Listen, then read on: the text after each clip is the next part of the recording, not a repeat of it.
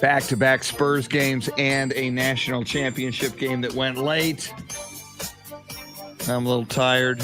Woo! Woo!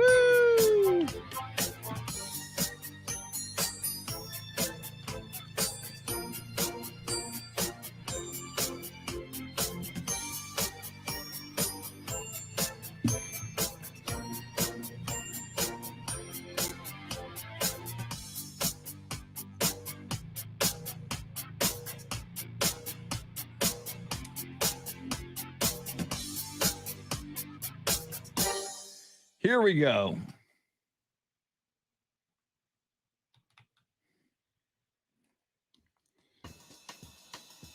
And I am going to mute when we go because we had the audio issue yesterday. This is the Chris Duel Show. You know the day destroys the night.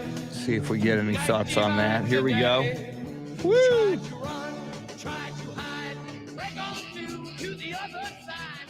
Break on through to the other side. Break on through. Steve DeRocco, good morning. Now, Chris Duel. Welcome to a Taco Tuesday. It is morning in America, and it is my understanding as well that it's a beautiful day in heaven, because my understanding is that thousands of angels get their wings whenever Alabama and Nick Saban lose, especially a big game like they did last night. Welcome in. It is the Chris Duel Show with Shannon, Sweeney. Dave Oehler is your Soundscape Stylist. And if you're like me, most of you who are sports fans probably stayed up late last night because if you stayed up for the game, you realize it was a tight game in the fourth quarter. At one point, the national championship game. If you did not, you just got up and you looked at the final score, which is Georgia 33, Alabama 18. You go, oh, that was just a beatdown. That was just a Georgia beatdown on Alabama. When Alabama was up 18-13 in the fourth quarter, it did not look that way. Alabama scoring 20 points in the fourth quarter. They scored 22nd in the second half. And Kirby Smart, a former Nick Saban assistant, breaks through and beats his mentor. Coming into this season, Nick Saban was 23-0 against former assistants. And now he's 23-2. Excuse me, he's 2-2 this season, so he's 25-2. At Jimbo Fisher lost. Jimbo Fisher was a one-time assistant to Nick Saban. So we have a new national champion. It is the Georgia Bulldogs. Their first national championship since 1980, which was Herschel Walker's freshman year at Georgia. Welcome in. It's the Chris Duel Show with Shannon, Salty Sweeney, Dave Oehler making the show go. Shannon, how are you? Morning after the national championship game. Chris, I'm immediately regretting my first decision of the day, which was I don't need coffee. I'll have water. And there's no coffee in this building, at least available to me. And I'm really just disappointed in myself for that. And that's all I need. But I just need to get that off my chest. Other than that, I'm so happy for Georgia and Stetson Bennett. He was emotional on the sidelines as the clock ticked towards 0 last night before they were able to officially claim that they were top dogs, national champions, first time since 1980. Herschel Walker from back in the day. That's how long it's been. I mean, I know we talk about that Texas national championship, and I'm already at the point of that was so long ago. We need another one. But 2005 is nothing compared to 1980. Kirby Smart, I don't think they can ever complain about him ever again. Unless he does something absolutely atrocious, build a statue of that man and put him up in Athens and keep him there forever. He did it. National champ. And over Alabama, too. I mean, it's pretty storybook. Well, and as I hear you say that, and And I agree with you. Kirby Smart delivered the goods. It's a big victory. A national championship is a huge thing. And as I hear you saying, and Georgia fans have been very critical of Kirby Smart. In fact, they were critical of Stetson Bennett when Georgia lost in the SEC championship to Alabama. But as a Texas Longhorn, as I hear you say, Kirby Smart did it. He delivered the goods. You don't ever talk him down again. I think about Texas and Mac Brown, and how quickly the Longhorns, that wasn't enough, that national championship over USC in 04. And then you guys go back against Alabama in the national championship game at the Rose Bowl again a few years later, scene of the crime. Colt McCoy goes down with an injury, and then all of a sudden at Texas, winning 10 games was not enough, and Mac Brown had to go. It will be interesting to see. And that is a long drought. I totally agree with you. And I'm so old, Shannon, I can remember that game in 1980. And I remember Herschel Walker's freshman year at Georgia, which was when they won that national championship game. And in an era of what have you done for me lately? And in an era of short attention span. And I feel, Shannon, for football fans and college football fans and sports fans in general, in 2022, more so than in the aftermath of the Longhorns' last national championship in the early 2000s. I think patience and understanding of what it takes, and it's so difficult. I know Nick Saban seems to win it every year, and he seems to make it seem easy. But for the rest of us, it's not that easy. It will be interesting to see how long Georgia fans are satisfied with Kirby Smart, if indeed it takes a while for them to get back to the promised land. Yeah, I think people will eventually find something to be upset over, because they always do. And as you mentioned, short attention span, memory is fleeting.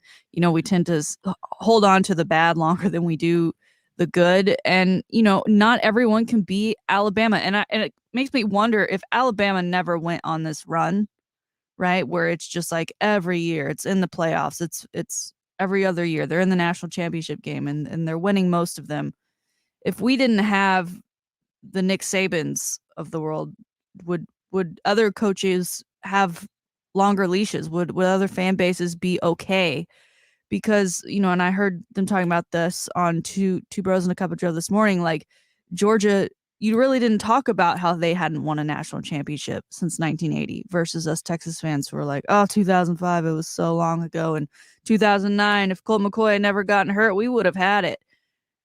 But here we are, Georgia finally wins, and they're luckily they're living in the moment now. But how much longer are they going to get? They're not going to give Kirby another however many years, right? They're going to expect to maintain this level once they've reached it. So again, congratulations to them. A pretty good game on the back half. I didn't make it all the way through. I'll be honest. But the first half, field goal. Hello. I felt like I was watching a Cowboys game. Just field goal after field goal after field goal. My goodness, I'm glad we finally got some touchdowns on the board. Well, and man, that fourth quarter got very exciting. And you talked about Stetson Bennett and his being emotional on the sidelines after the game, which I love to see. This means so much to these. And in college, you're still kind of a kid. I know you're a legal adult at age 18, but it means so much for everybody. It means so much for a pro athlete to win a Super Bowl or a championship. But man, early fourth quarter, and there was a play, Shannon, you probably, if you weren't up for it, you probably saw the replay where Stetson Bennett is back to pass, and it looks in real time and full speed before you saw the replay. He's hit as he throws. The arm is going forward. It looks like an incompletion. It was a crazy play. And then the ball is bouncing toward the end zone, and even the Alabama defender didn't think it was a fumble. So he just kind of nonchalantly and almost by half of an inch steps out of bounds. The replay showed. So Alabama recovered a controversial ruling on a fumble that looked like an incomplete pass, but again, in real time, it looked incomplete. You slowed it down, looked at the replay 12 times, and you can say, yeah, the trajectory of the ball was starting to go up and out of his hand before the arm came forward. My point is, for a moment there, and then Alabama goes in to score a touchdown to take the lead 18-13 in what, as you described, Shannon, was a field goal affair pretty much up until we got to that fourth quarter. And at 18-13, you really felt, all right, Alabama just got a huge break. That is going to deflate Georgia. There's your ball game there. I really felt, and I've seen it a million times with Nick Saban teams. You know, they get a big play or a big break. They capitalize on it, which they did, and then the other team is staggered and can't come back from it. Very next possession, Stetson Bennett takes the Georgia Bulldogs down the field, and then on a play where he got a free play, it was an Alabama player jumping offside. Stetson Bennett decided to chunk it deep to the corner of the end zone, and indeed that pass was completed for a touchdown, giving Georgia the lead, and it was a lead they would not relinquish. A big interception and a pick six late in the game made this final score look more lopsided than it really was in that fourth quarter. But Stetson Bennett, whom Georgia fans really criticized and beat up on when they lost the SEC championship game to Alabama, early fourth quarter, it looked like maybe Stetson Bennett was going to be the GOAT. And I don't mean in greatest of all time, as I mean the guy responsible, perhaps in some people's eyes, for losing again to Alabama. So, and I heard his post-game comment, Shannon. He said, and credit to him, he said, I wasn't going to be the reason we lost this game. That, I mean, that fumble play was huge and seemed to be a turning point in the game. And for Stetson Bennett, A, to have that resolve, and B, to have that resolve and pull it off against Alabama, the perennial powerhouse of our time and our generation. Credit to him and credit to the Georgia Bulldogs. Yeah, absolutely. You mentioned that moment, and yesterday we finally have the NFL playoff field set, so we were kind of going through and talking about the quarterback matchups, right? Because typically that's what you look at, and kind of making those decisions of who might come out on top. And when you come into this game and you have Bryce Young, reigning Heisman winner, against Stetson Bennett, who walk-on turned starter, a guy that, as you say, is criticized by the fan base. When that moment happens, you think, all right, it's Bama's time, right? This is where they shine. This is where the big name guys that you already know are going to prove why they are who they are in a Heisman Trophy winner. But at the end of the day, Bryce Young didn't have his best game. He threw 2 interceptions, and he threw a lot. I mean, he completed 35 passes, which is a lot more than Stinson's 17, but he threw it 57 times. I mean, they could not get a run game going at all. They ended up with only 30 yards on the ground, Alabama, that is. So they relied almost too heavily on Bryce Young, and it ultimately just didn't work out in their favor. But Stetson Bennett, he's kind of got the Sam Ehlinger story going a little bit. He grew up wanting to go play for Georgia, wanting to be the quarterback, wanting to win a national championship. He wasn't even alive when they won the last one. And so I'm sure he's waking up almost in a dream this morning, having achieved that last night for himself and for his school. Yeah, and you mentioned Bryce Young being ineffective, not completing the ball as we normally see him do. To be fair, a couple of his go-to wide receivers throughout the season, were out in a big injury early in the game. Huge. To wide receiver Jamison Williams, who is expected to be a top flight NFL high draft pick at wide receiver.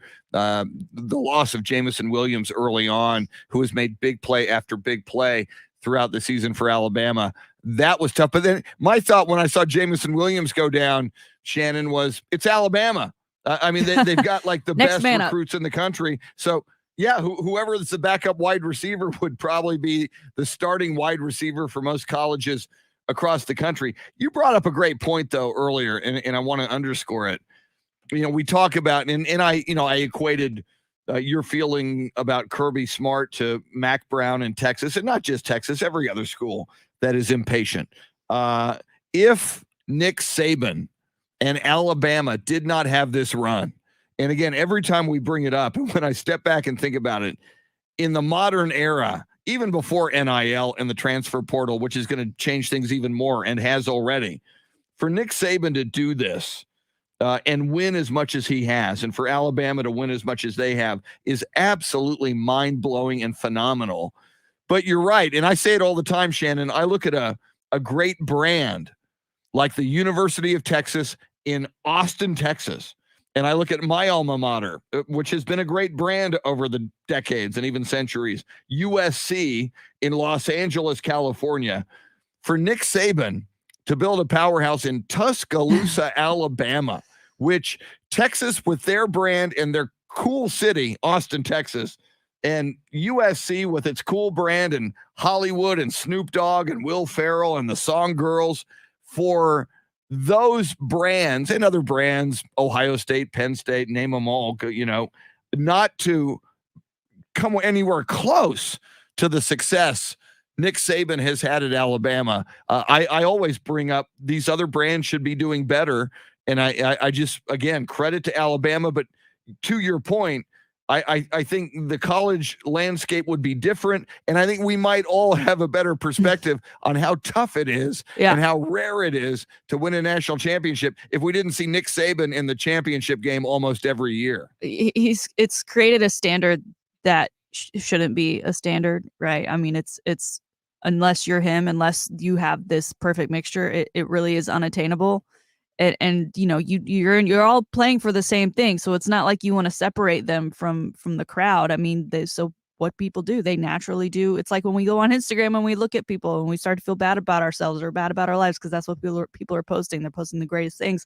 You're holding yourself to what you're seeing and what you want to achieve. And it's unfair. I'm ready for Nick Saban to. I've envisioned him doing like a Peyton Manning, right? Where he rides away a winner.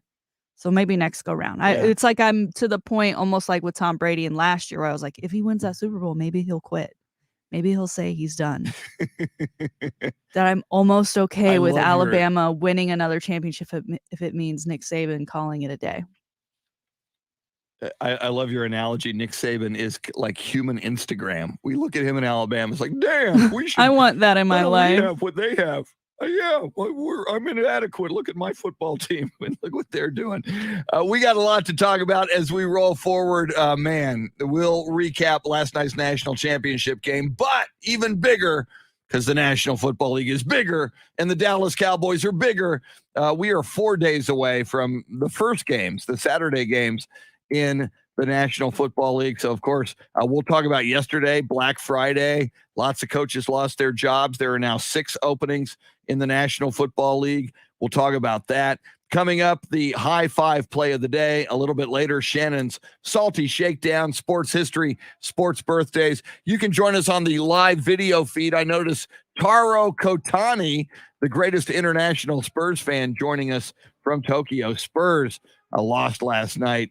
They went 1-6 on this road trip. However, they have been decimated by health and safety protocols, a.k.a. COVID. So we'll talk NBA Spurs as well. You're welcome to join us all morning long on the phone line, 800-707-9760. Oh, by the way, at 7:20 and at 8:20, the Grand in Your Hand cash contest. Somebody does win $1,000 every hour. It may as well be you. And we will direct you to a chance to win a $100 Academy Sports and Outdoors gift card throughout the morning as well. Dave Oehler is your Soundscape Stylist. We'll meet him coming up. Shannon, Salty, Sweeney, without coffee this morning. As you sip your coffee on this Taco Tuesday, think of Shannon because she is going without. That is a tough one. I've been there, and it's going to be a bumpy ride this morning probably. Thanks for hanging out with us. We're with you till 9 on the Chris Duel Show.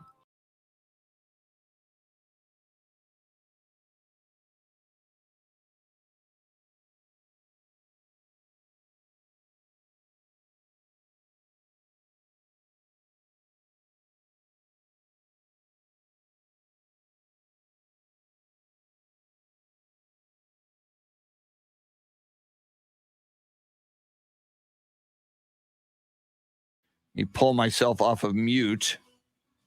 when Shannon goes out with the way this is set up now with that echo, and I saw the echo messages. I have to mute myself to get rid of that echo.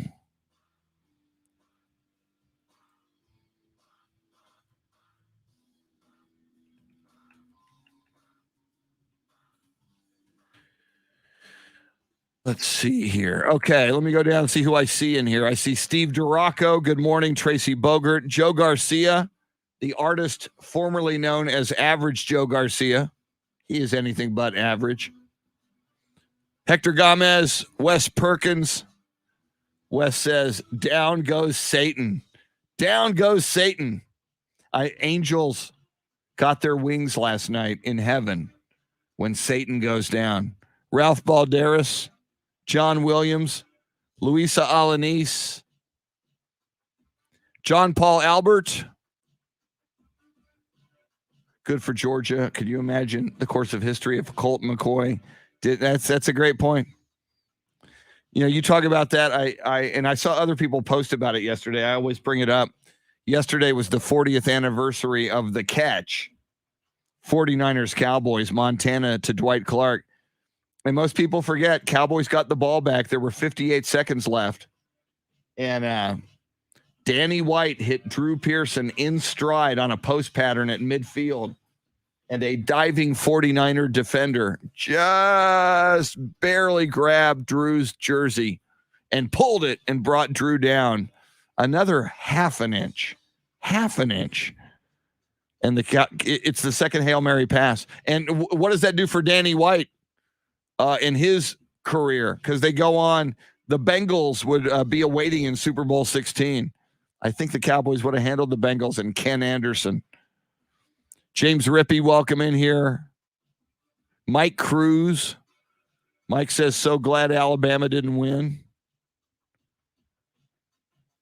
All right, let me grab some more coffee. I feel bad drinking coffee this morning because Shannon doesn't have any in Austin.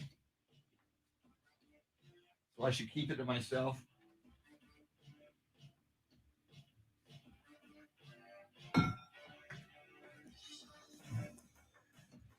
Jesse Bratton says, good morning. Caught the last 5 minutes of the game. Exciting.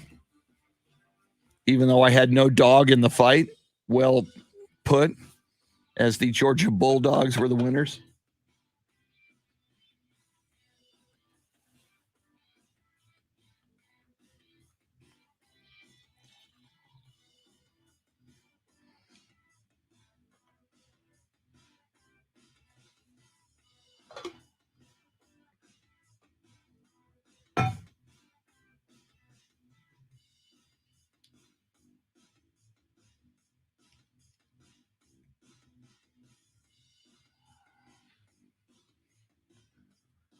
Thank you, Joe. Joe Garcia is going to duck out of the video feed, but listening as he drives on iHeartRadio. And by the way, you know, when we have the echo and all that, and even when we don't, the iHeartRadio app has really, really good sound. John Williams says, I never mentioned Craig Morton. Well, Craig did not deliver a Super Bowl. Danny White does have a Super Bowl ring from Super Bowl 12. He was the punter. And oh, by the way, Craig Morton was the opposing quarterback for the Denver Broncos in Super Bowl 12. Craig Morton was lifted for Norris Weiss in that game by the Broncos and by head coach Red Miller. I got nothing against Craig Morton. Good guy. Star-crossed. I mean, he inherited the Cowboys when Don Meredith retired, took the Cowboys to Super Bowl V. Again, how would history have changed if Craig Morton, who threw a late interception in Super Bowl V that bounced off the hands of Dan Reeves and was intercepted by Rick Volk, number 21 of the Baltimore Colts, setting up the Jim O'Brien 32-yard field goal to give the Colts the 16-13 win over the Cowboys in Super Bowl V. I'm Rain Man on my 70s Cowboys on January 17th, 1971.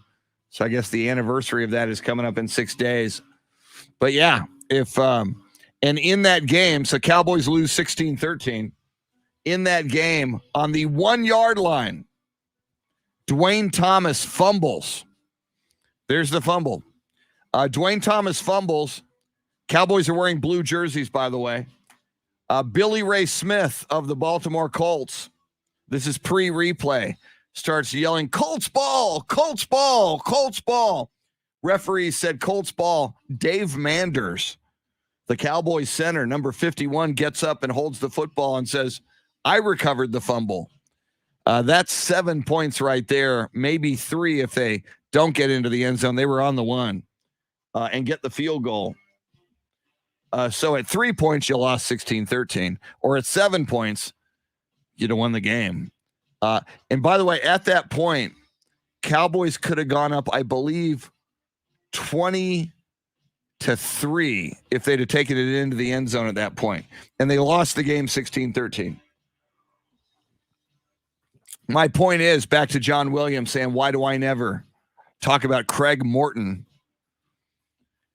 The very next season, Landry decided, and it took him a while, mid-season, to replace Craig Morton with Roger Staubach. If Craig Morton wins Super Bowl V for the Cowboys, does Roger even get his chance? And Roger, in the 71 season, was beginning to tell Tom Landry, which is one of the reasons Landry gave him a shot. He said, look, I'm turning 29 years old this year.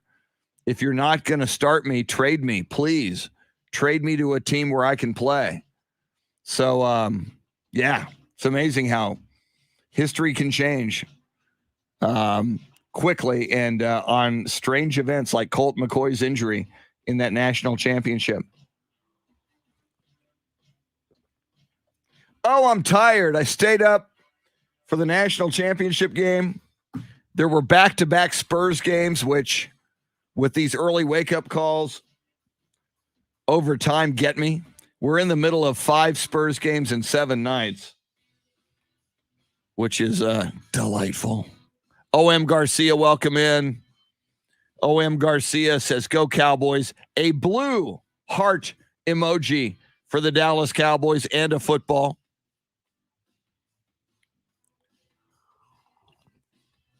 And Marcus Valdespino is commenting on Super Bowl V. Marcus probably remembers this as well. And if you go back and look at the highlights, there was another play where Sam Haverlack, a wide receiver for the Baltimore Colts, headed to the end zone. He's hit by a Cowboy. He fumbles into the end zone, and the ball is bouncing into the end zone. Couple of Cowboys, including Charlie Waters, number 41, in his blue jersey, were trying to dive on that ball in the end zone, and none of them could get it. So it wound up being a touchback. So it was dubbed the Blunder Bowl, Super Bowl V, because it had so many mistakes and fumbles and interceptions, and the long John Unitas 75-yard pass to John Mackey, which the rule at the time was if it's tipped by an offensive receiver, unless a defender touches it in the middle of the pass, a second offensive receiver can't catch the ball. That was the rule at the time. It's no longer a rule. So the long pass was tipped by Eddie Hinton of Baltimore. Mel Renfro, they say, touched the ball in midair. Replays make that questionable. And tight end John Mackey caught the ball and went 75 yards for a Baltimore touchdown. John Mackey, sadly, died with dementia and a lot of brain issues, and was later, they did an autopsy and had CTE, as it turned out. Here we go.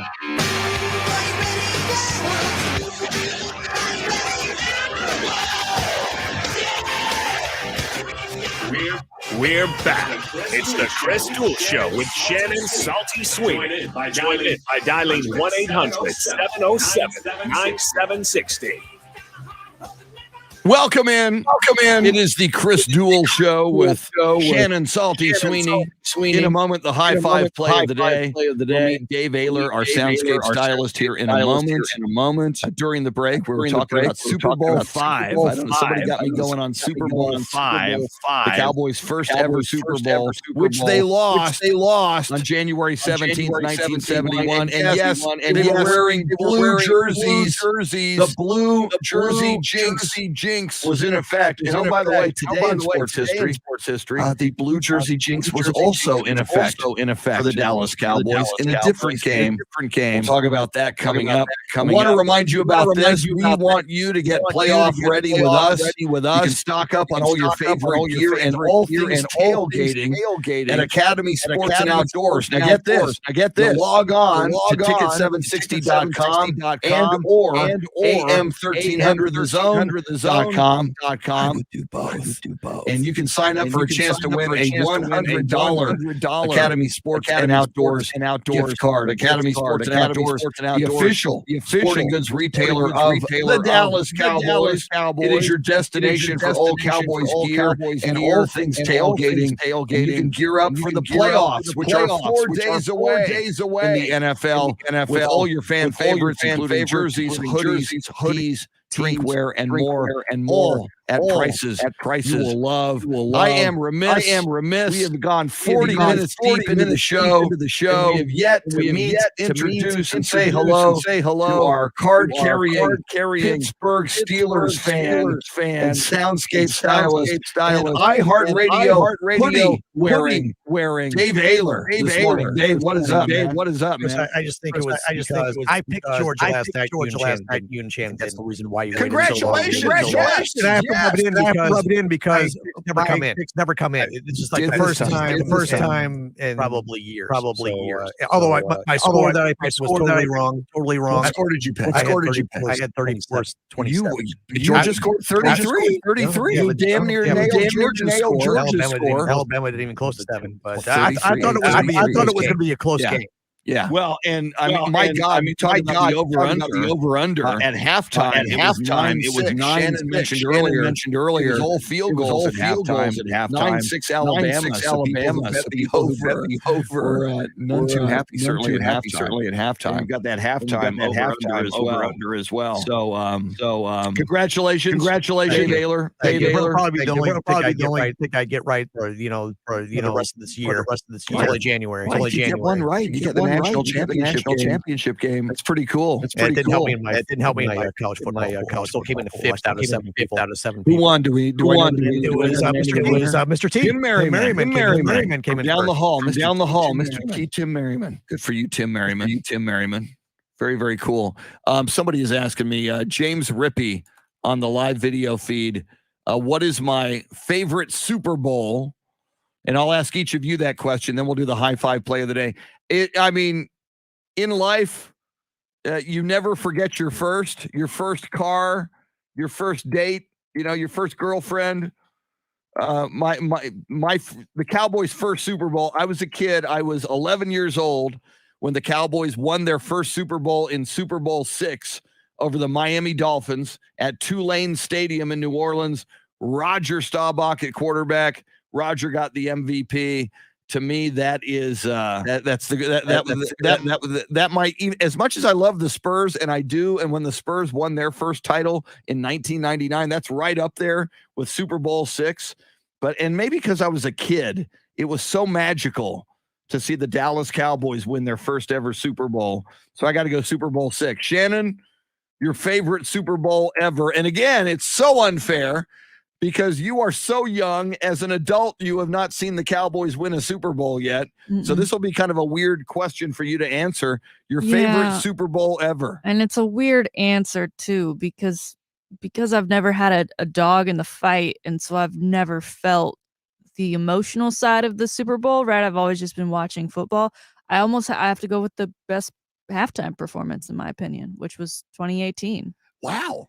And that's why it's weird for me, because the Eagles obviously won that game, and part of me was happy that they did it over Tom Brady and in the fashion they did, but also it's the Eagles, and so that's really hard to swallow. But I'm hoping someday soon in my lifetime, I hope we're not the Georgia of the NFL. I hope we don't have to wait 41 years to get another Super Bowl, or to even go to a Super Bowl. Now, for people who are new to the show, why was the halftime show that Eagles Patriots Super Bowl your favorite ever? Well, Justin Timberlake was headlining, and he had just dropped an album, and it's a whole thing. That's my guy. That's the one person in this world that I would bow down to and do regularly. And do. Wow. Very nice. Well, and again, for people new to the show, we're always getting new listeners. Shannon is a devotee of Mr. Justin Timberlake. Hey, Baylor, Steelers fan. You got a lot to choose from. I'm hoping you don't say Super Bowl 10, Steelers 21, Cowboys 17, 13, Steelers 31, Cowboys 35, 31. I'm hoping you're picking like a Jerome Bettis Super Bowl. What is your favorite Super Bowl? You know I have to go to Super Bowl 10. That was right around when I became a Steelers fan. 77-ish. Yeah. And actually, the 70s, Cowboys and Steelers, their bicentennial patches on their Super Bowl jerseys. That's why I know all about that patch. Yeah. 21-17. That was a good Super Bowl. Down to the wire. Roger. The year of the Hail Mary pass to get to that in the opening round. Minnesota. December 28th, 1975. Roger Hail Mary pass to Drew Pearson. At the end of that game, and it's not on many of the highlights. Roger chunked about a 50-yard pass into the end zone and hit wide receiver Howard. Number 81 in between the numbers and bounced out of his hands. Could have been another Hail Mary pass in the same playoff run. Roger and the Cowboys. Did not happen. Steelers win Super Bowl 10, 21-17. That's a name you don't hear very often. Howard. Piercy Howard. Exactly. Nicknamed Bird. Bird Howard. Great question. I'll Google him during the break. What did happen? Piercy Howard. You'd have caught that pass. Piercy Howard, you'd be immortalized forever. Not that I'm bitter. All right. I know it'll make me feel better. The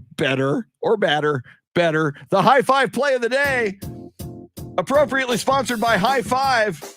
2 locations in the Austin area. They got everything. It's like heaven. It's like nirvana. Big screen TVs everywhere. You watch all the sports you want, you need, you got to have. Great food, great drinks, food specials, drink specials all the time, and great games you can play. Double-decker bowling, laser tag, axe throwing, zombie dodgeball, and more. 2 locations, High Five in the Austin area. Shannon, Salty, Sweeney, who shall receive a high five this morning? Today's high five is going to the Yankees organization, as well as the first female manager in minor league history, specifically for that Yankees organization, the Low A Tampa Tarpons. Rachel Baklavec has been named the manager for that team. She's the first female in history. It's not the first time she's made history, Chris. When she first got into the MLB, it was actually with the Astros. She learned Spanish for her gig. She was hired to be their Latin American strength and conditioning coordinator. At the time, she was the first woman in that position. And that was back in 2016.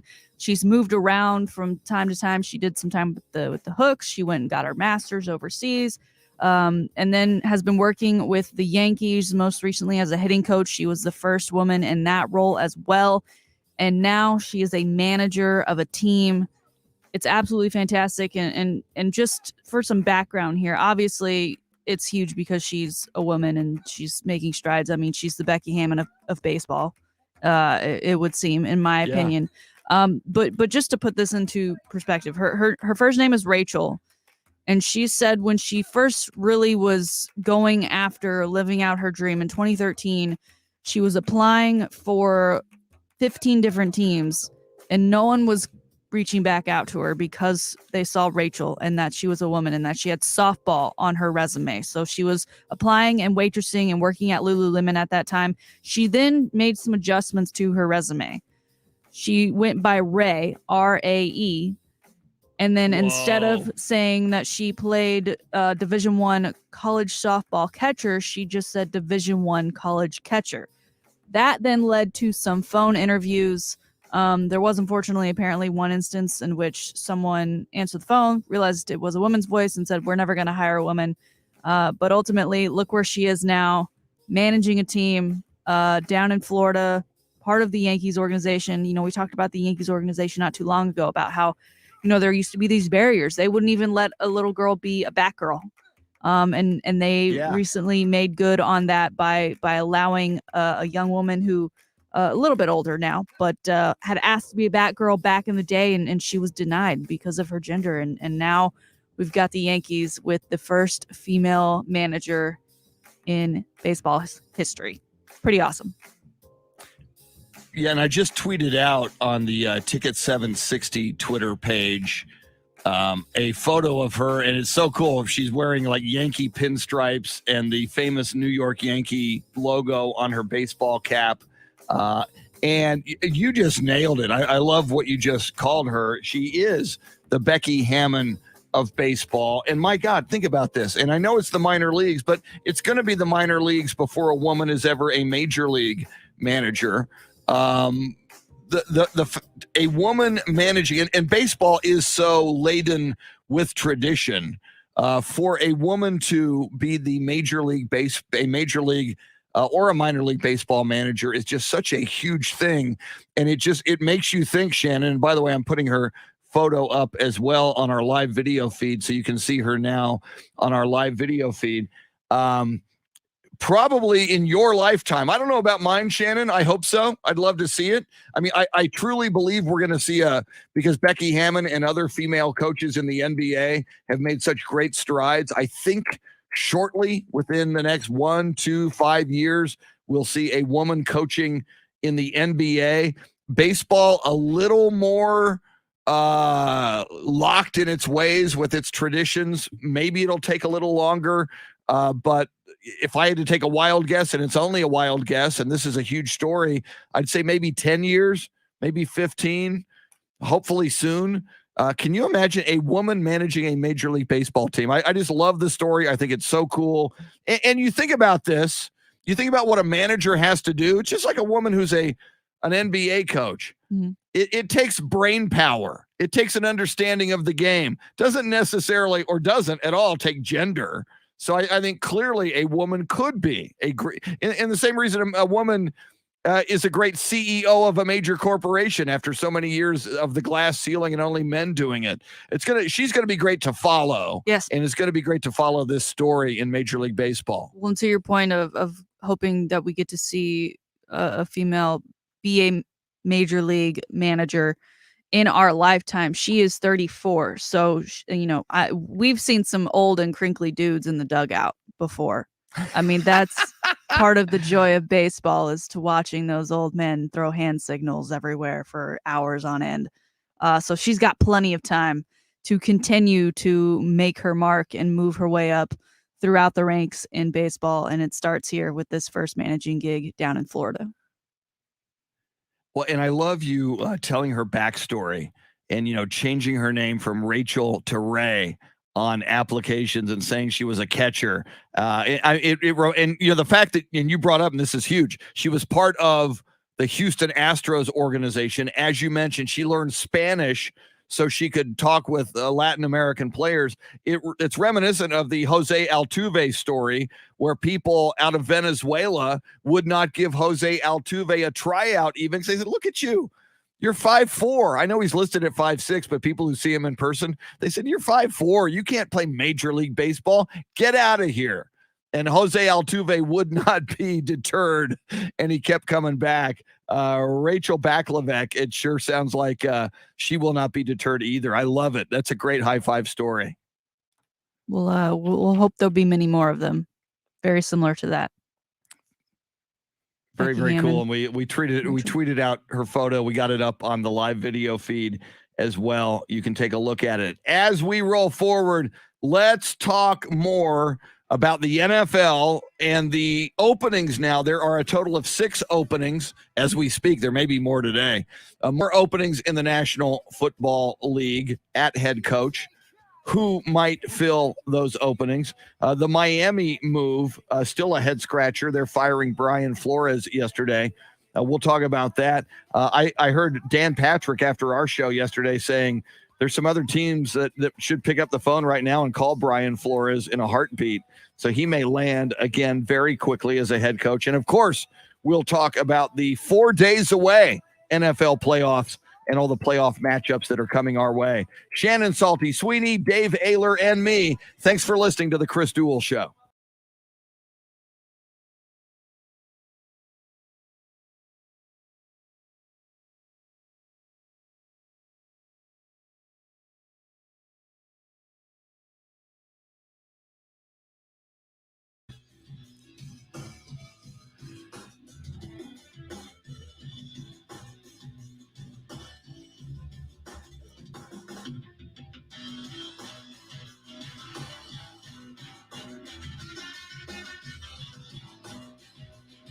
All right.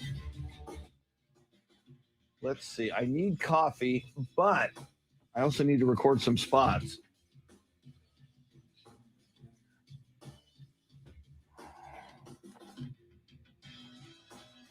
I think I'm going to record spots.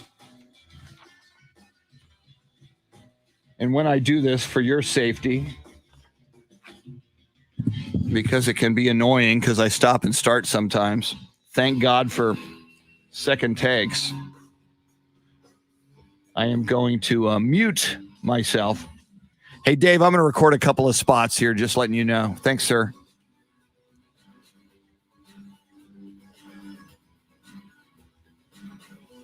Do that. We're ready to go there. Get my other info.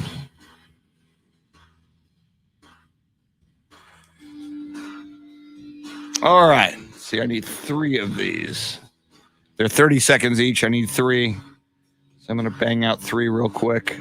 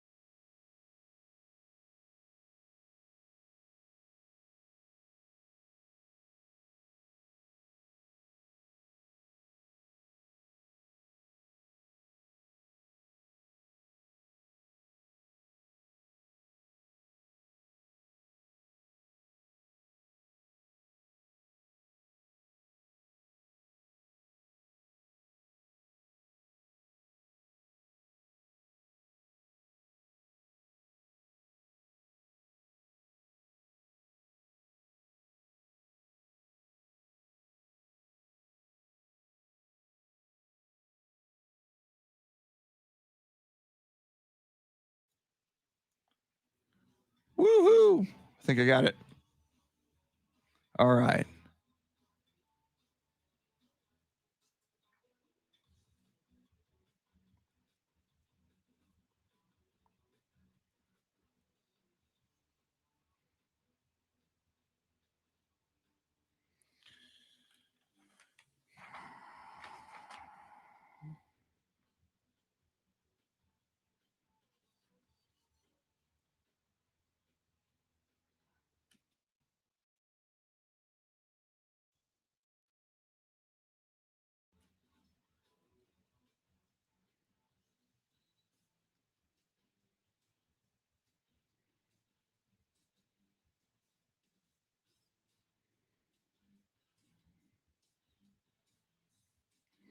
Where is it?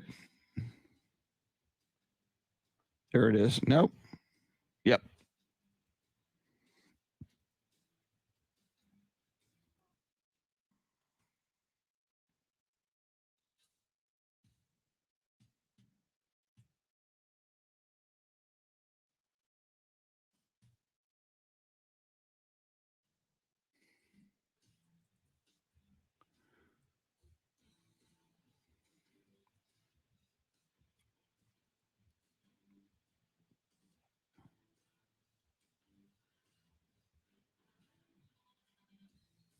James Rippey says the Dolphins firing Brian Flores is a travesty. Yeah, that's so weird. Apparently a personality conflict with the general manager.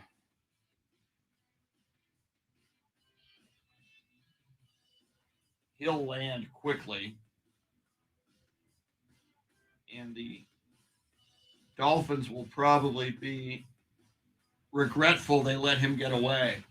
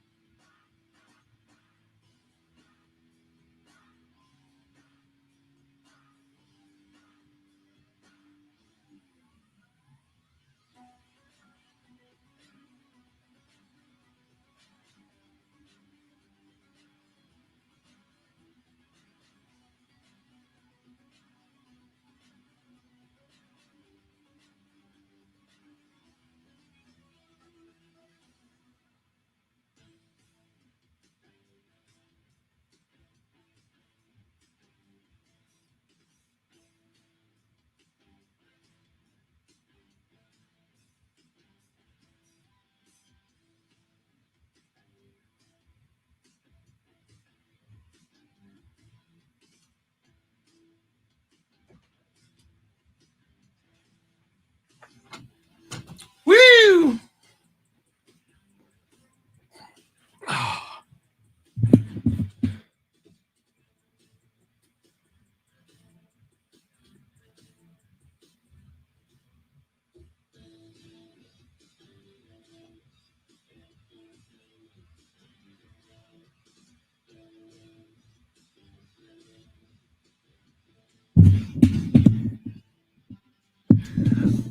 Dave, be ready. That David Culley audio also, if we get into that here. Let's go montage of last night's game, and then just be ready on the David Culley, because we'll probably get into coach's firing talk. Yeah, we'll do the montage just out of the gate, since we're, for people joining us at the top, we'll reset Georgia winning. Thank you.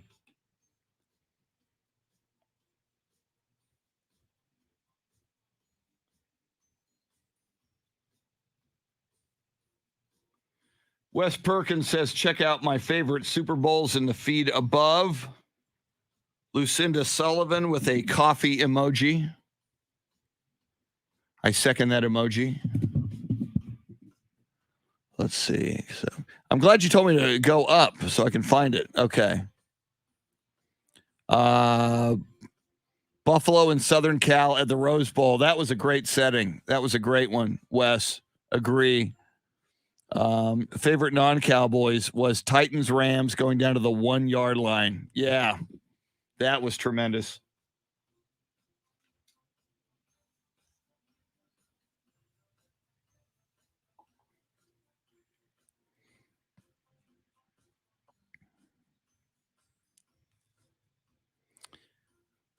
Marcus says that Brian Flores wanted Deshaun Watson and not Tua, and that was an issue.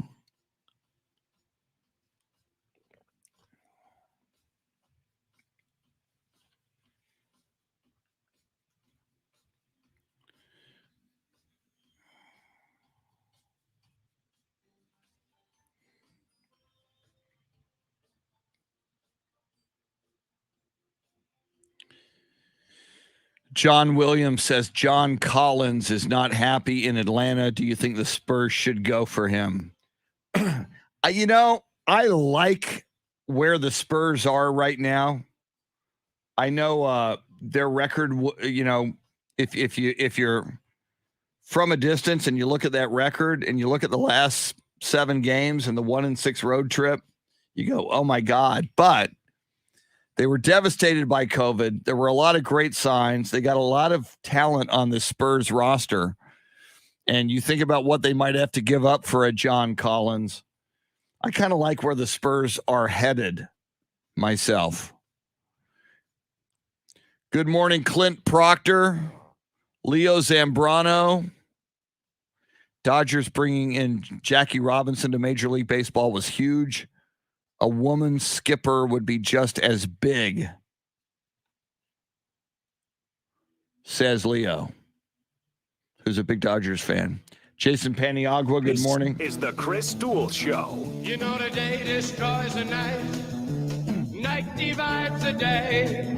Try to run, try to hide. Break on through to the other side. Break on through to the other side. Break on through to the other side. Now, Chris Duel. It is morning in America. The Georgia Bulldogs, for the first time since 1980, for the first time since Herschel Walker was a freshman at Georgia, the Georgia Bulldogs are your college football national champions. Congratulations to the Georgia Bulldogs. Welcome in. It's the Chris Duel Show with Shannon, Salty, Sweeney. We got a lot going on this morning. We'll talk about the college football national championship. We've got highlights for you as well. You have a chance to win $1,000. Somebody's going to win $1,000 twice in the next 2 hours. Once at 7:20, and that is less than 13 minutes away. And again at 8:20, it's our grand in your hand cash contest.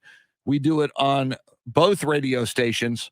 AM 1300 The Zone out of Austin, Ticket 760 out of San Antonio. We do it out of both stations all day from 7:20 in the morning until 6:20 at night. And yes, somebody wins $1,000 every hour. It may as well be you. So we'll talk about that. We'll talk about the firings and the retentions in the National Football League. Of course, we will get into the NFL playoffs, which are crazy. It's only 4 days away until the Saturday. There's a couple of AFC playoff games on the Saturday.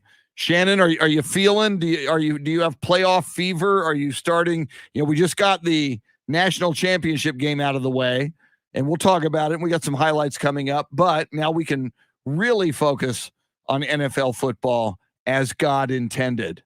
I'm getting there for sure. And we're looking at the poll questions today, which I've got in front of me over on Ticket 760's Twitter and AM 1300 The Zone, asking today which AFC wildcard team is most likely to win in an opening round playoff game on the road. Patriots at the Bills. They've got 50% of the vote for the Patriots to win that one. Raiders beating the Bengals. 37% voting there, and Steelers beating the Chiefs. I'm actually surprised there are any votes. They've got 12% right now. I like that Raiders and Bengals game. I think the most out of the AFC, just because I think that one is a little bit of an unknown. I like the matchup of Derek Carr and Joe Burrow, and I like what Joe Burrow's done for that Bengals team and organization, which has struggled for years. I'd be kind of sad if they were a one and done. I don't think the Steelers stand a chance. I think it's goodbye to Big Ben. I think it's nearly a miracle that they got in anyway. but have fun while it lasts. And the Patriots and the Bills game, I'm too nervous to pick that one because I do have some skin in the game, not just having personal connection to the team, but the fact that I have the Bills going to the Super Bowl in my initial prediction for the year, and I need them. I need them to not get knocked out first. I need that to not happen for me personally. Well, and for the Patriots to win that game, that would mean they won twice at Buffalo this season. As you mentioned, I believe yesterday, each team has won on the other team's field in divisional play. I think it's going to be tough for the Patriots to win, with Mac Jones, with the Patriots as they are currently configured, to win twice at Buffalo. However, as I say that, I'm mindful of the fact the coach is Bill Belichick, and my God, like Nick Saban, bet against him at your own peril, although betting against Nick Saban would have worked yesterday. Dave Oehler, Shannon just said, and I tend to agree with her, she doesn't see any way Big Ben Roethlisberger and your Steelers beat Kansas City Chiefs. How do you feel about that game? The Chiefs bus could break down and not make it to the stadium, and then forfeit. That's maybe about the only way.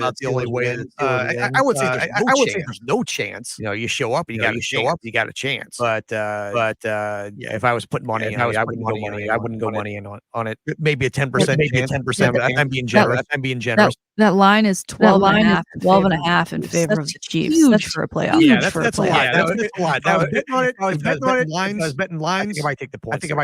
There because I don't think that'd be quite that. Yeah, they might lose by 10. But not 12. Yeah, although we did see this year compared to the previous 2 years, which were Super Bowl runs. The Chiefs have sometimes looked mortal. Sometimes that offense has sputtered, but a lot of things would have to go. The Steelers all season. Good point. From a historic standpoint, though, and I think you'll agree, and I think most agree, Kansas City should win that game. Arrowhead over Pittsburgh. From a historic standpoint, to watch that one, knowing that you're watching the final snaps of Ben Roethlisberger's career, unless something crazy happens in the offseason, bring him back or go to another team, which I don't see happening. Ben needs another paycheck to help him out. Yeah, I'm sure he doesn't have any much money. I kind of feeling he's doing well. All right, before we proceed and maybe talk a little more about not only the NFL coaches, hirings and firings, upcoming playoff games, we do have highlights from last night's national championship game. If you woke up this morning and looked at the final score, which is Georgia 33, Alabama 18, you might go, it was a beatdown for Georgia.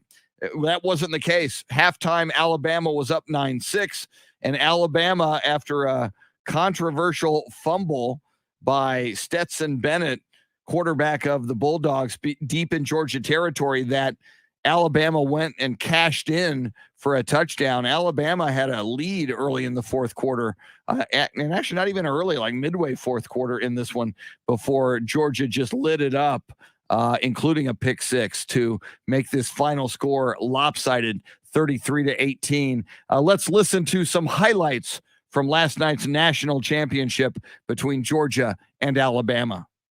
And Zeus White muscles in the first touchdown of this championship game. Young touchdown on the two. Bennett launching. Mitchell caught it. Touchdown, Georgia. It's 3rd and 1. They're going to throw for it. Bowers has got it. He's got a blocker. Touchdown, Georgia. From the pocket. Launching downfield. Underthrown and intercepted. Keely Ringo has an escort down the sidelines. Georgia on the mountaintop. Demons be gone. And the drought is over. National champions at long last. That's not a bad final call. Demons be gone and the drought is over. Yeah. That's pretty poetic there. I like that. There've been 7 straight losses to Alabama. I'd start calling them the Demons as well. Yeah. If you're a play-by-play guy or gal and it's a big game and you you know it's going to go one way or the other, either an Alabama win or a Georgia win. You need something cool like that. So I don't know the name of the dude making the call there, but I give him kudos. That was pretty cool. Coming up in a moment, the Grand in Your Hand cash contest. So Shannon, a lot of these names yesterday, we broke the news. You broke the news on this show, Black Friday. Among others, Mike Zimmer gets the axe in Minnesota along with the general manager. Congratulations, Kirk Cousins. I'm sure you're proud. A bit of a head scratcher, at least to me, and I think some others. Brian Flores fired as head coach of the Miami Dolphins. And to the surprise of just a few, I would think, Matt Nagy and the general manager fired in Chicago. And I found it interesting, and I got to Google him. Dave Gettleman, the general manager of the New York Giants, retired yesterday. I wonder how much of that was Dave Gettleman saying, I think I'll retire. Go down to Tahiti somewhere and have some cocktails on a beach. I wonder how much of that was Dave Gettleman saying he'll retire, or maybe the New York Giants organization going, Dave, we're going to blow you out, but we're going to be good about it here. You want to say you're retiring? Totally up to you. What do you want to do? I got a feeling that was the case for Dave Gettleman of the New York Giants. The NFC East is often made fun of as the NFC least. And so when you're the bottom of that's hard to come back to. But enjoy the beverages, sir. Enjoy it. You deserve them, Dave I guess. Gettleman. Yeah, he is 70. So all right, I can buy it. I didn't know he was 70. I guess you can argue that if you were 70, you are certainly entitled to retire. So I thought he was younger than that, and I thought, okay, that's just classic. An employer being nice enough to let you say, okay, I retire now, and it still could have been the case at age 70 for Dave Gettleman. I mean, the New York Giants have been a hot mess for a number of seasons, and mid-season, as we know, they fired Jason Garrett. Ooh, I wonder, Shannon, what do you think? 6 openings in the National Football League. Does anybody hire the Red Clapper, Jason Garrett, former Dallas Cowboys head coach? So of the 6 firings, I feel like Brian Flores and Mike Zimmer might land another head coaching gig elsewhere. I'm just trying to fill things in before I can even get to. And we also haven't seen his name running. We've seen a lot of names so far. 2 of them coming from the Cowboys organization, and not being Jason Garrett. I don't see it for him. I think people no longer believe he's the offensive guy that he claimed to be, or people somehow, I don't know how he got that title, but no, I think he's done head coaching in the National Football League.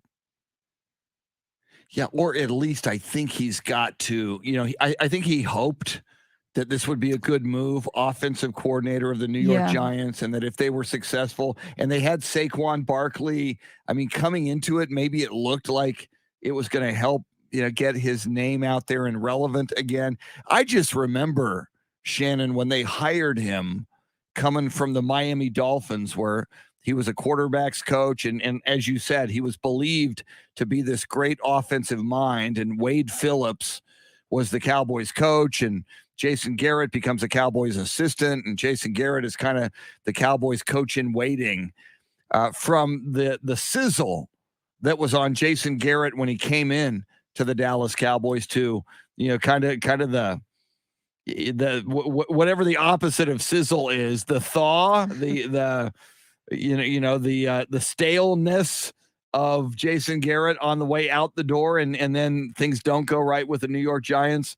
And Jason Garrett's only 55. That's like a prime, now you got your young guys like your Sean McVays and maybe Kellen Moore getting a gig, but 55 for years and years has been about prime time to be a coach in the National Football League. And it's interesting, and I agree with you, just not a lot of desire on NFL teams right now to want to bring Jason Garrett into their organization. He almost needs a Saban school, which would be interesting if, Bill O'Brien, currently the OC for Alabama, last night went the way it went. Bill O'Brien currently trending this morning because people are upset.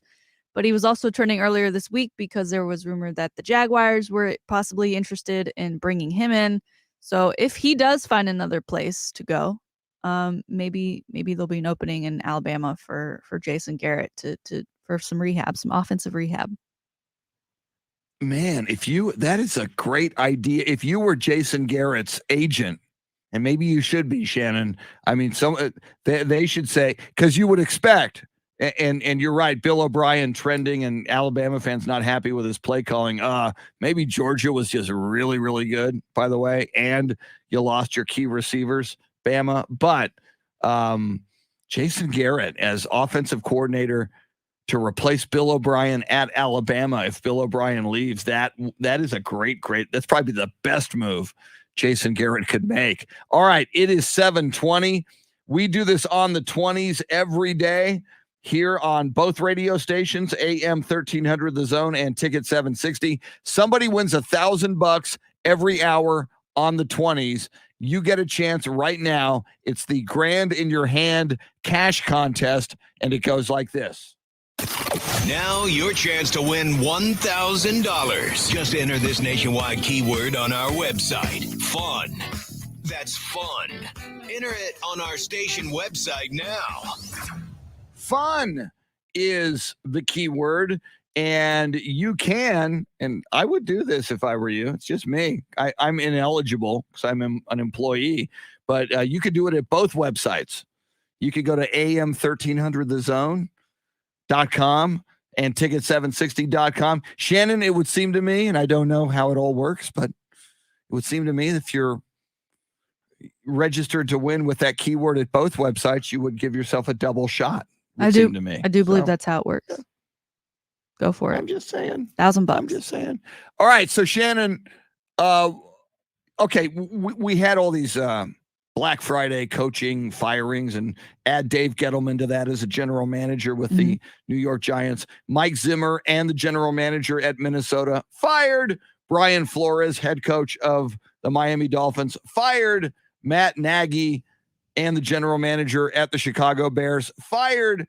I'm a little interested to see that the Houston Texans, after a rough season, and the poor guy didn't have much of a chance because it was a dumpster fire when he walked in the door. But let me ask you, are you surprised that at least for now, it looks like David Culley, the head coach of the Houston Texans, lives to see another day and drives into the office this morning to be the head coach of the Houston Texans? I'm a little on the fence because obviously, as you mentioned, the team itself, complete dumpster fire. You don't have a franchise quarterback. You get brought in to seemingly be a placeholder. So I don't think you fire him really based off of what he did or didn't do. I think you're going to let him go based on who you can get to replace him, because when he was hired, it was who?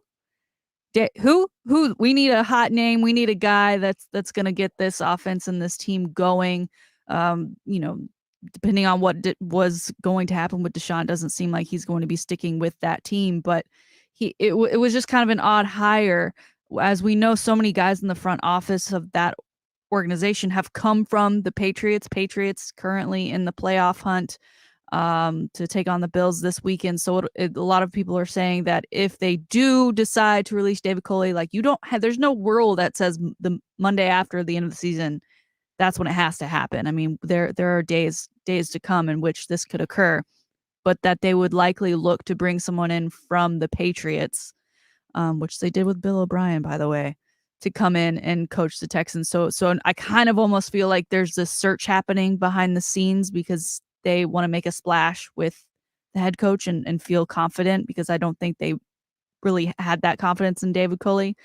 But it was interesting. Yesterday, David Culley did host a press conference, and he talked about his future with the Texans. I loved every minute of it, Mark. Every minute. I did not like the losses. Nobody likes the losses, but I love this job. And again, like you said, I don't consider this work. I know sometimes whenever you don't win enough ball games, people say, I have people talking about like they're feeling sorry for me. Feel sorry for me? Do you know what I do? I'm the head coach of the Houston Texans. Regardless of what the record is, and that's a beautiful thing. Love it. Groveling a little bit. Groveling, but I love it. But if he's not groveling, you gotta love his perspective. Yeah, I mean, Sure, very positive. Yeah, I mean, if you get into that position, and if you're, and he spent, as we know, so many years as an assistant coach in the National Football League. He was an assistant coach with the Bucks, the Steelers, the Eagles, the Chiefs, the Bills, the Ravens, the Patriots. I mean, he's been around forever. And if that's your bliss, and if you coach all your life, and there's so many high school coaches who would love to move up. We just saw Jeff Traylor, all those years at Gilmore High School, where he won championships. He winds up being a big-time assistant in college football. Now he gets his shot. Head coach at UTSA does very well. For David Culley to become a long-time assistant coach in the National Football League, and then get his chance as a head coach. We both called it dumpster fire. To have the perspective that he's got a great job. He does a great job. He doesn't even call it work. He loves to do what he loves to do in life. It's kind of cool. I just wonder, and this is, I don't think it'll happen, but I did hear Dan Patrick yesterday, and we get off the air, drive home, and I drive home, and I turn on my radio and listen to these radio stations. And Patrick is the show, national show. It follows us. Brian Flores fired by the Miami Dolphins. Dan Patrick mentioned a couple of teams. He mentioned the Las Vegas Raiders. Pick up the phone. He said they should hire him today. They're in the playoffs. That would be weird.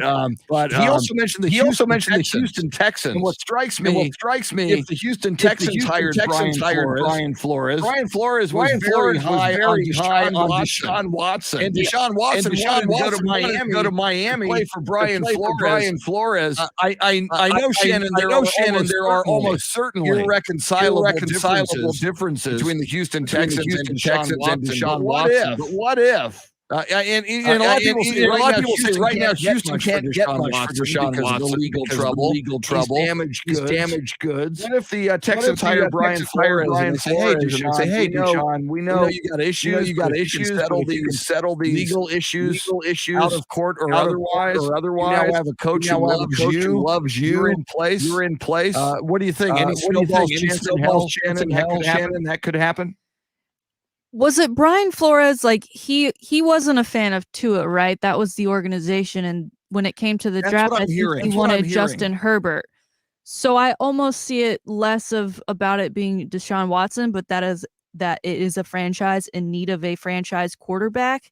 Not that this draft has anything super special right now. I mean, maybe Kyle Pitts. I'm not sure, but that if they were to say, hey, you get your say, and we are going to trust you, especially when it comes to this position. We'll give you control. Then I could see that being a positive for Brian, because right, the Deshaun thing doesn't seem to add up anymore at this point when it looks like he will be playing anywhere else but Houston. Yeah, going to be a very interesting offseason regarding Deshaun Watson. Number one, the legal issues need to be solved in Houston area courts. Coming up, Shannon's salty shakedown. This day in sports history, the Blue Jersey jinx was in effect. The Dallas Cowboys. We'll let you know about that. Birthdays and more. We'll talk more about not only the national championship game last night, won the Georgia Bulldogs, but closer and closer. 4 days away. NFL playoffs. Continue to analyze not only on most of our radar. Cowboys versus 49ers. All of the playoff games coming at us in the National Football League. Some NBA as well. Spurs conclude their 7-game road trip last night. Lopsided loss. It was all said and done. To the New York Spurs next in action tomorrow night at home Houston. We'll have Bill Schoening, the voice of the San Antonio Spurs on game day tomorrow. Talk about that and a lot more. Dave Oehler, Soundscape Stylist, Salty Sweeney, getting ready for the Salty Shakedown. Don't go anywhere. It's the Chris Duel Show.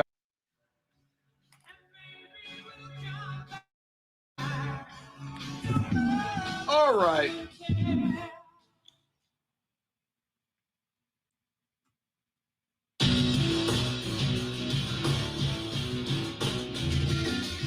I am going to grab some more coffee. Jesse Bratton, good morning. Clint Proctor, good morning. Good morning, everybody.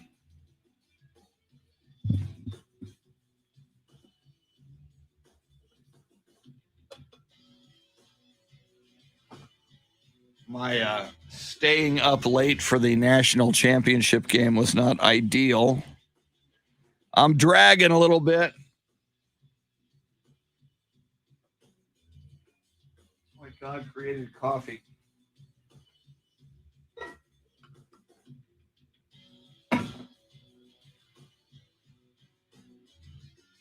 Back in a few.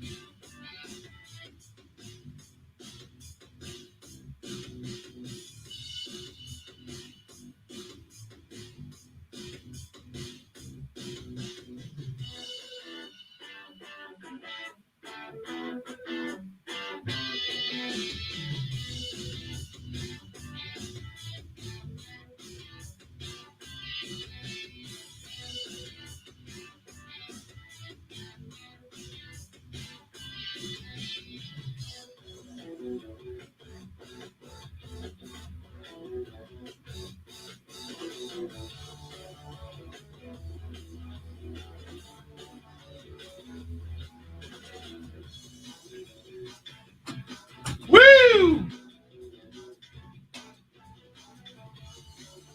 Woo!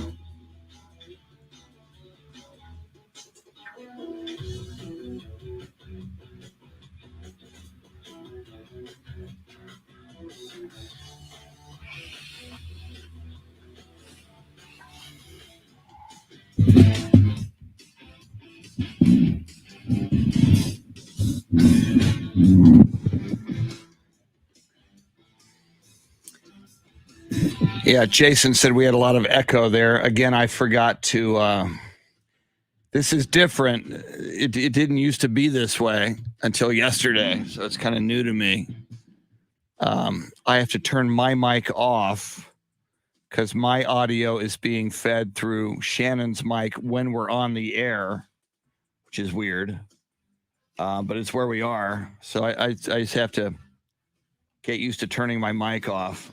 So I'll do that on this segment once we get going. Let's see here.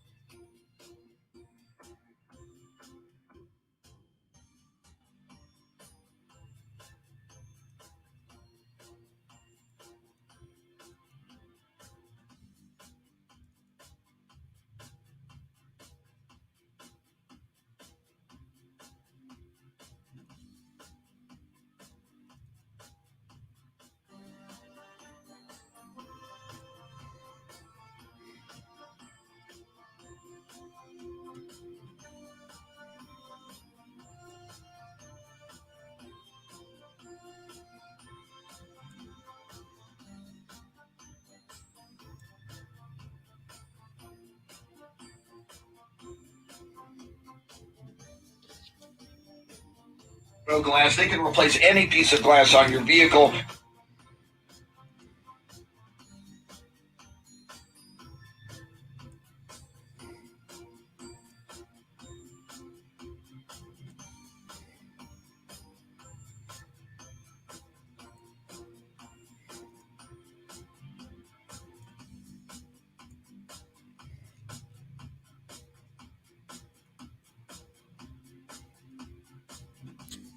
Here we come.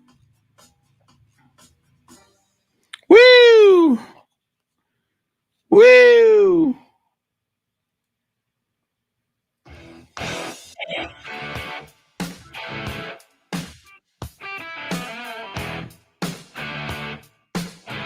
Let's get back to the Chris Duel Show with Shannon Salty Sweeney. Find Chris and Salty on Twitter at Chris Duel and at Shannon B. Sweeney.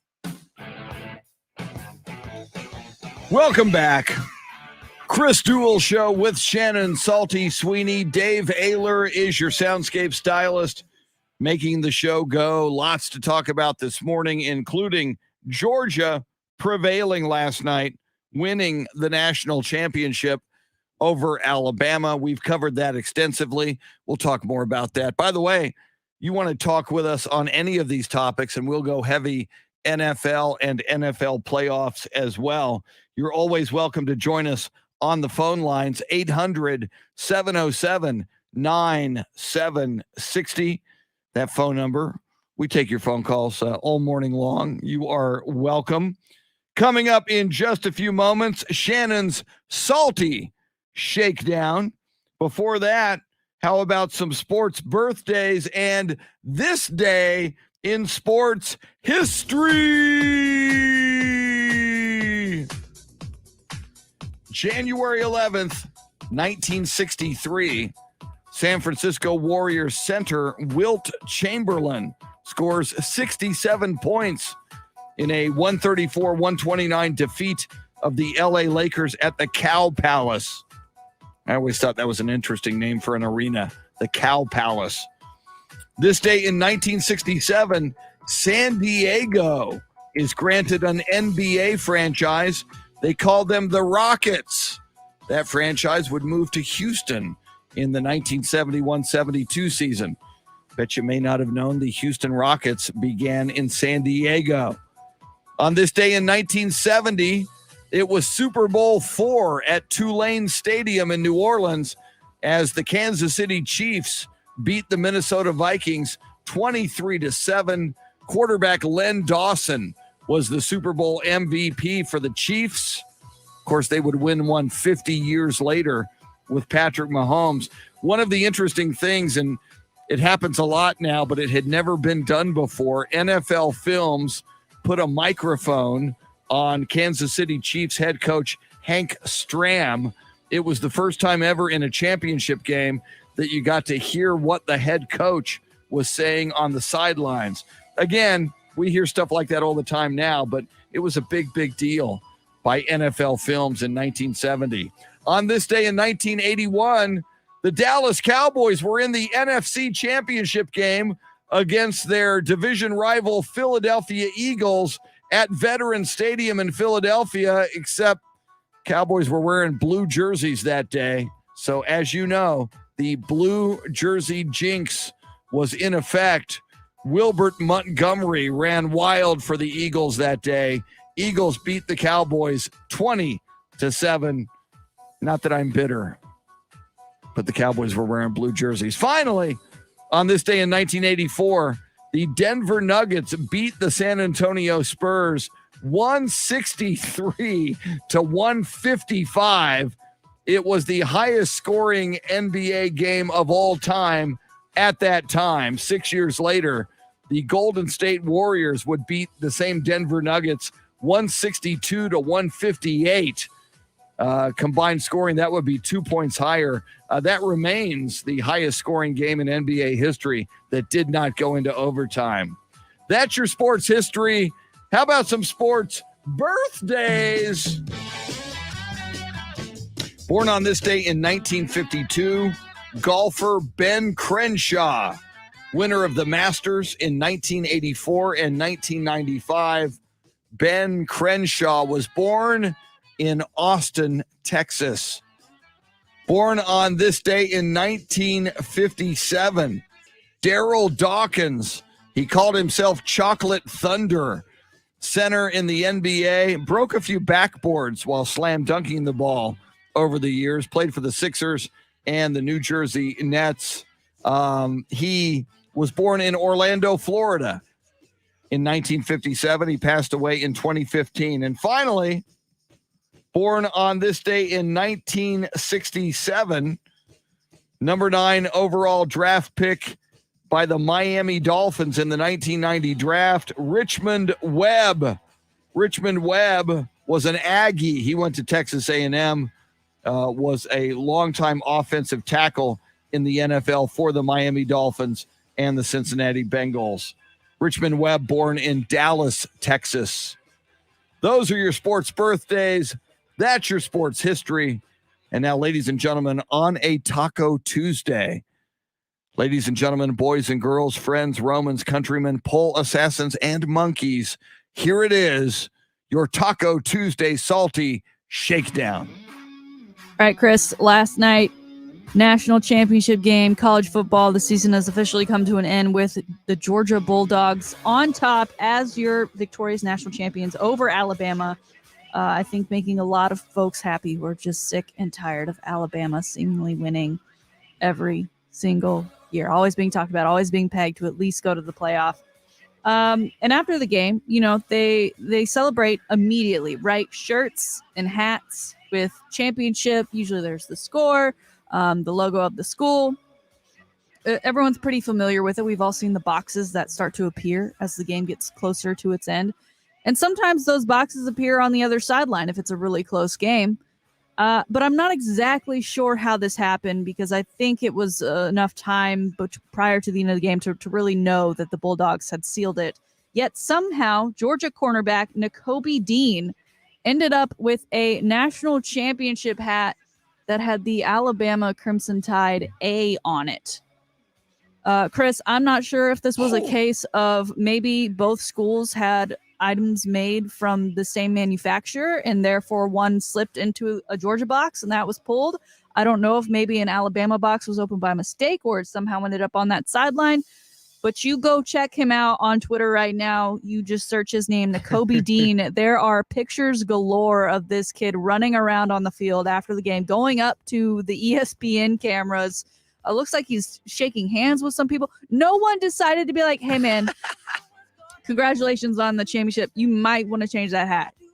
I know you probably didn't look. You probably just expected it to be the right one. But, dude, you're wearing the wrong hat. Later on in the presser, he did come in with the appropriate hat. He made sure to let reporters know that he had on the right hat.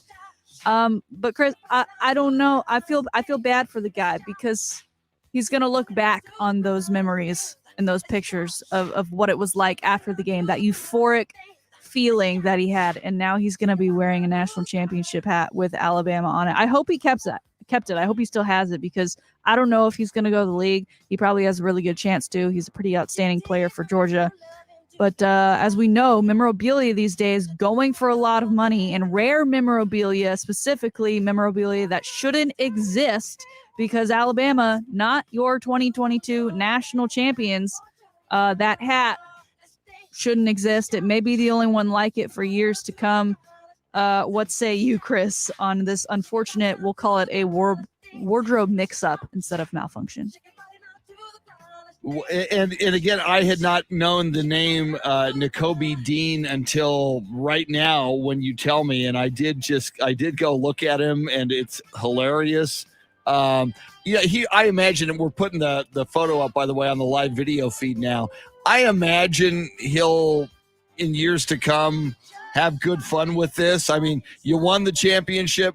He's trending all over Twitter. He'll never forget that night that he became a national championship and trended on Twitter for wearing the Alabama hat. And you mentioned you hope he keeps that. Think about that. You talk about sports memorabilia and the market.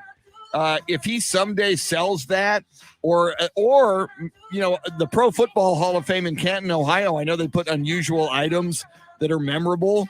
This hat should probably go in the College Football Hall of Fame. It's going to be a memorable hat. I agree with you. He should keep it, but somebody with a lot of money should buy it someday. It's a piece of sports history now. I think it's funny. It's got more value because it's been used now. But again, if you want to go see that, check out the Twitterverse. Nakobe Dean is his name, wearing the Alabama championship hat instead of the one for Georgia. All right, Chris, you and I are Cowboys fans, and they're America's team, which means all across America you can find Dallas Cowboys fans. And not only are they residents in other cities and other states, but they travel well too. They love to go to road games. Cowboys, of course, last weekend played at Lincoln Financial Field to take on the Eagles to end the season. And there were plenty of Cowboys fans there, as we expected them to be. If we recall, it was a bit of a beatdown. Dak Prescott throwing 5 touchdowns in that win. Yes, both sides playing, with some of their backups and not full strength to say, because they're both in the playoffs, which ultimately is great for both teams.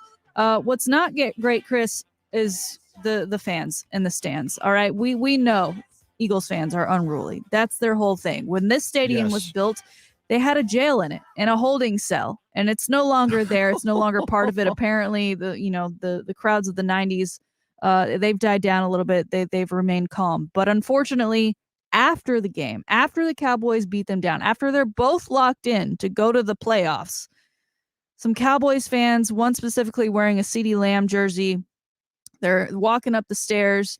They get into a verbal argument with an Eagles fan. Cowboys fan approaches said Eagles fan, and then Cowboys fan starts throwing punches, and they get into an altercation. Sir, I'm never cool with this, but as a Cowboys fan, I hate to see it. As a Cowboys fan who knows that it's typical of Eagles fans to try and pick fights and the ones who usually throw the punches first, I'm not happy about this being what it was due to a Cowboys fan escalating it, taking it to that physical level. And I feel bad for CeeDee Lamb, because this guy, as I said, who threw these first punches was wearing a CeeDee Lamb jersey, and therefore the articles about this story are all titled CeeDee Lamb fan throwing punches, hitting an opponent fan. Like, it's bad for CeeDee Lamb. He had nothing to do. CeeDee Lamb's probably searching his name the next day, thinking like, all right, Dallas Cowboys going to the playoffs. What are their chances? Oh, CeeDee Lamb's got to stand up. And then he sees a story like this. That's just really unfortunate. And as a Cowboys fan, I'm disappointed. If you're going to a playoff game as a Cowboys fan, please be kind to those opposing fans. We're all there to enjoy football and see good football. And of course you want your team to win, but the winning happens on the field. It does not happen with fist and vulgar language flying in the stands. Chris? Well, and the worst place, if you're a Cowboys fan, where you can start throwing punches is at Lincoln Financial Field in Philadelphia, where you will ultimately be outnumbered. I know a guy many years ago went to an Eagles-Cowboys game, and I don't know what he was thinking. He wore a Cowboys jersey on the road at the Eagles-Cowboys game, and Eagles fans, he didn't even start a fight, and people just started punching him because they were Eagles fans, and Eagles fans, Philadelphia fans, are notoriously troublemakers and bad news. But totally agree with you. There's no place for this. However, some people, when they get drunk, and if you've been tailgating all day in the parking lot and then you go to the game, you drink some more, by the time you get to the fourth quarter, some people are very lit. So alcohol and testosterone can be a volatile mix sometimes. Just try not to be that guy. Do your best not to be that guy, and have good people around you who won't allow you to be that guy if that's something you tend to do. All right, finally, let's talk about another good guy, Tom Brady. He's the ultimate teammate. I think if his dealings with Antonio Brown weren't enough to give you that feeling, then how about this? He helped Gronk earn a $1 million bonus on Sunday when Tampa played in their final game. This is nothing new. Incentive contracts seem to be more and more of a thing. Love them or hate them. A lot of players are getting them these days. And Gronk, going into this game, needed 7 catches and 85 receiving yards to get bonuses. Each of those were going to be worth $500,000. Game was happening. Tampa clearly ahead by 14.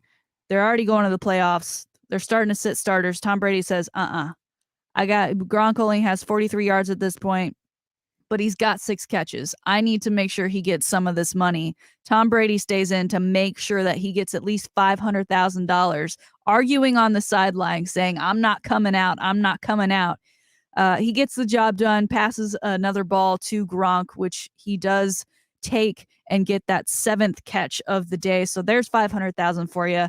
Tom feeling okay about that, believes, I guess, enough in Blaine Gabbert to maybe feed him the ball a little bit more, because Blaine Gabbert comes in. He ultimately throws the ball a few more times to Gronk, and Gronk ends the game with 137 yards, bringing his grand total for that game and bonuses to $1 million. Chris, I don't have those same incentives in my contract, but if I did, I would certainly hope that my coworkers were friendly enough and helpful enough to be like, hey, girl, let me help you out. Let me help you get this bread. If all I've got to do is play a little catch with you for $500K, absolutely, I'd do it. Tom Brady, I'm still not a fan of your footballness, but you as a person, you're pretty fantastic. That's it, Chris. Today's Salty Shakedown. Outstanding Salty Shakedown. And yes, Shannon, I would throw you the ball for as many catches and yards as you need to get your bonus. Again, Tom Brady, the ultimate teammate for Gronk, staying in that game to throw the ball to him so he gets those bonuses. And it just makes me think of AB, Antonio Brown, who yesterday, Shannon, as you reported, turned on Brady and started saying negative things. AB, if you would have just been a good teammate, and similar, AB had bonuses, and that apparently was part of the issue in that Jets game when AB blew up.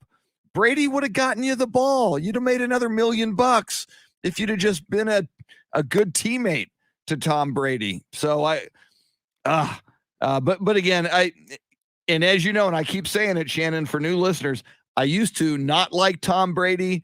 I was sick of it. I once he turned 40, and I'm an old guy too, I'm older than Brady.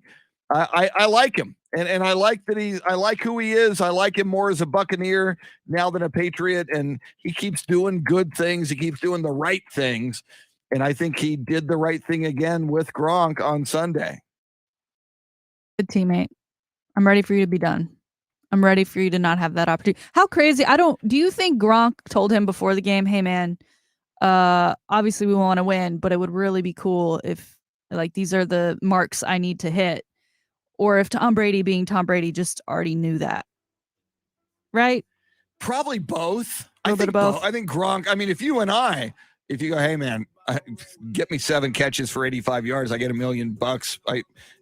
I think you would mention it, and Brady's so locked in. I think Brady also knew it. Yeah. I think both things happened. I like their friendship. They're good buds. It's cute. It's very, very cool. And remember, if the Cowboys can beat the 49ers, round 2 is probably a game in Tampa, a rematch of opening night in the regular season, Cowboys at Tampa Bay Buccaneers. So that game, I would not like Tom Brady if that game happens. Go Cowboys. Coming up, let's talk more National Football League. Let's talk more College Football Playoff Championship by Georgia last night. With you till 9 on the Chris Duel Show.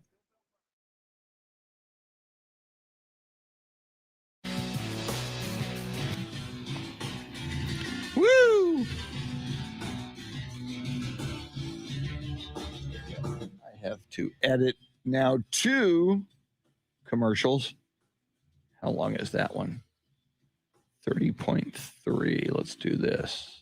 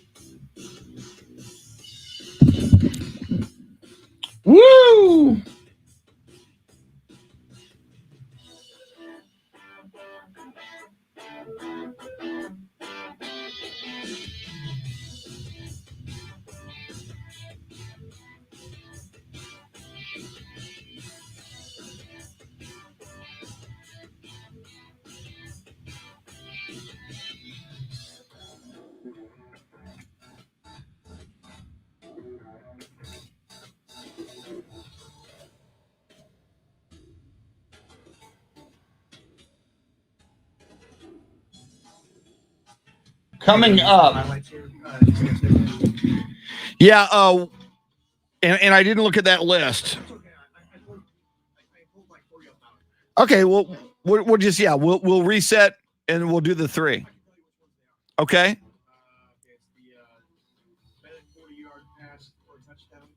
Okay. And the Bryce Young interception, pick 6, and then final call. Perfect. We'll do those 1, 2, 3. I'll set them up in that order. Thanks.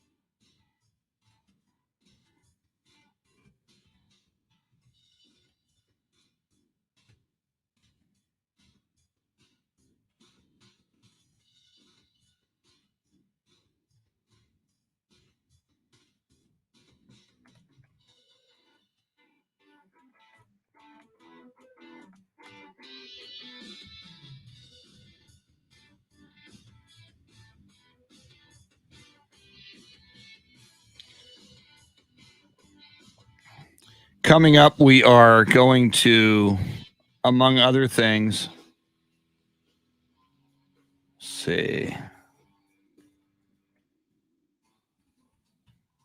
talk about a list from Barstool Sports. The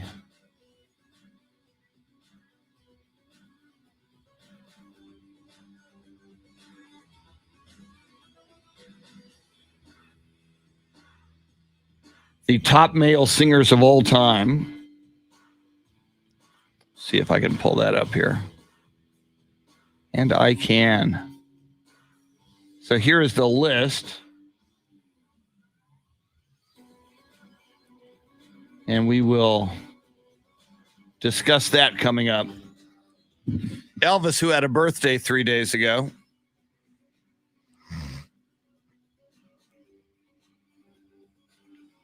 Bob Dylan.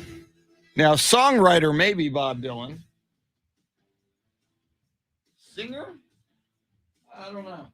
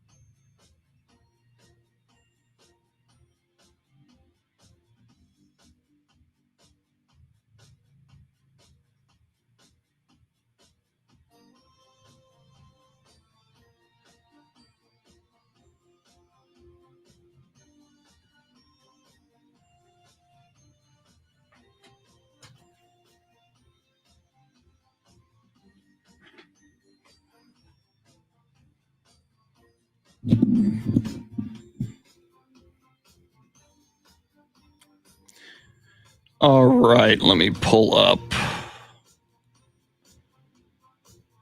the box score from yesterday.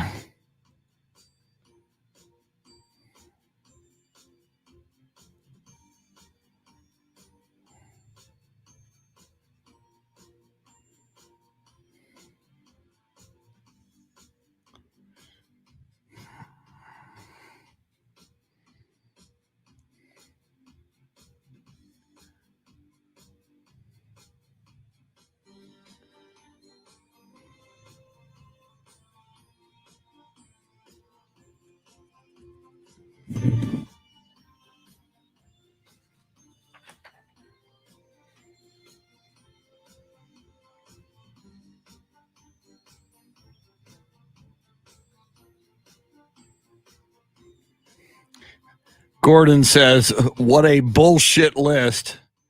No Freddie Mercury of Queen, and where's Tony Bennett? Yeah, see, Freddie Mercury was trending on Twitter this morning, which called our attention to this list.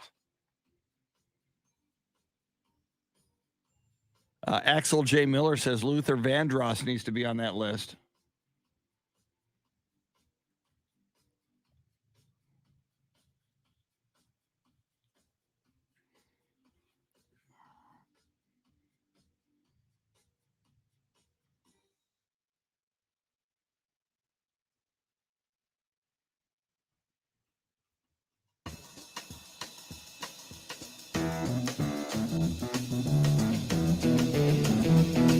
This is the Chris Duel Show. You know the day destroys the night, night divides the day. Try to run, try to hide, break on through to the other side, break on through to the other side, break on through to the other side, yeah. Now, Chris Duel. It is morning in America, and there could be celebrations in heaven, for all I know, because some people think that Nick Saban is Nick Satan, and when Satan is vanquished, I think there's a party in heaven. Isn't there? Don't angels get their wings? Sorry, Alabama fans, I'm just having fun, and come on! You guys win it every year, it seems like, with Nick Saban and Alabama. Welcome in. It's the Chris Duel Show with Shannon, Salty, Sweeney. Dave Oehler is your Soundscape Stylist. Lots coming at you in this 8 o'clock hour, including lots of football talk and music talk.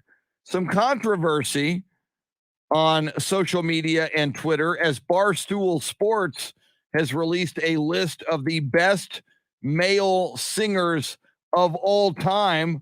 We will walk you through that. We will react to that. You can react with us.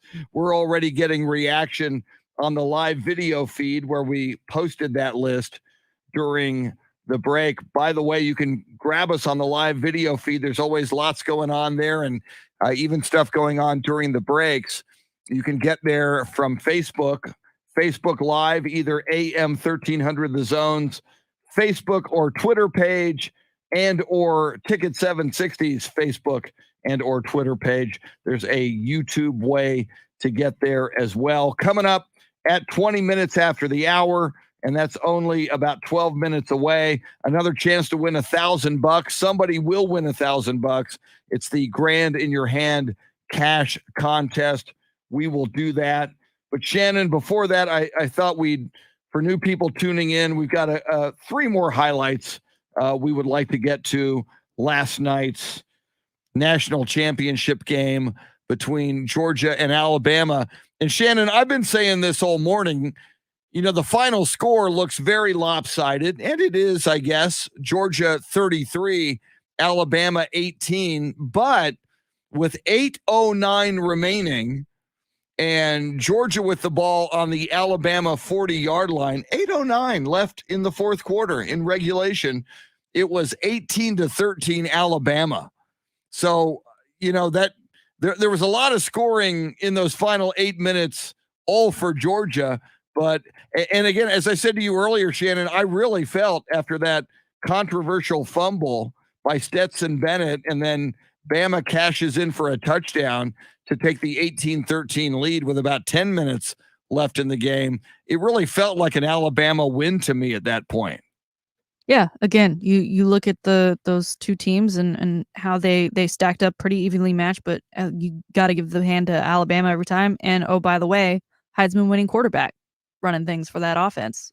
He just ended up not playing like it last night.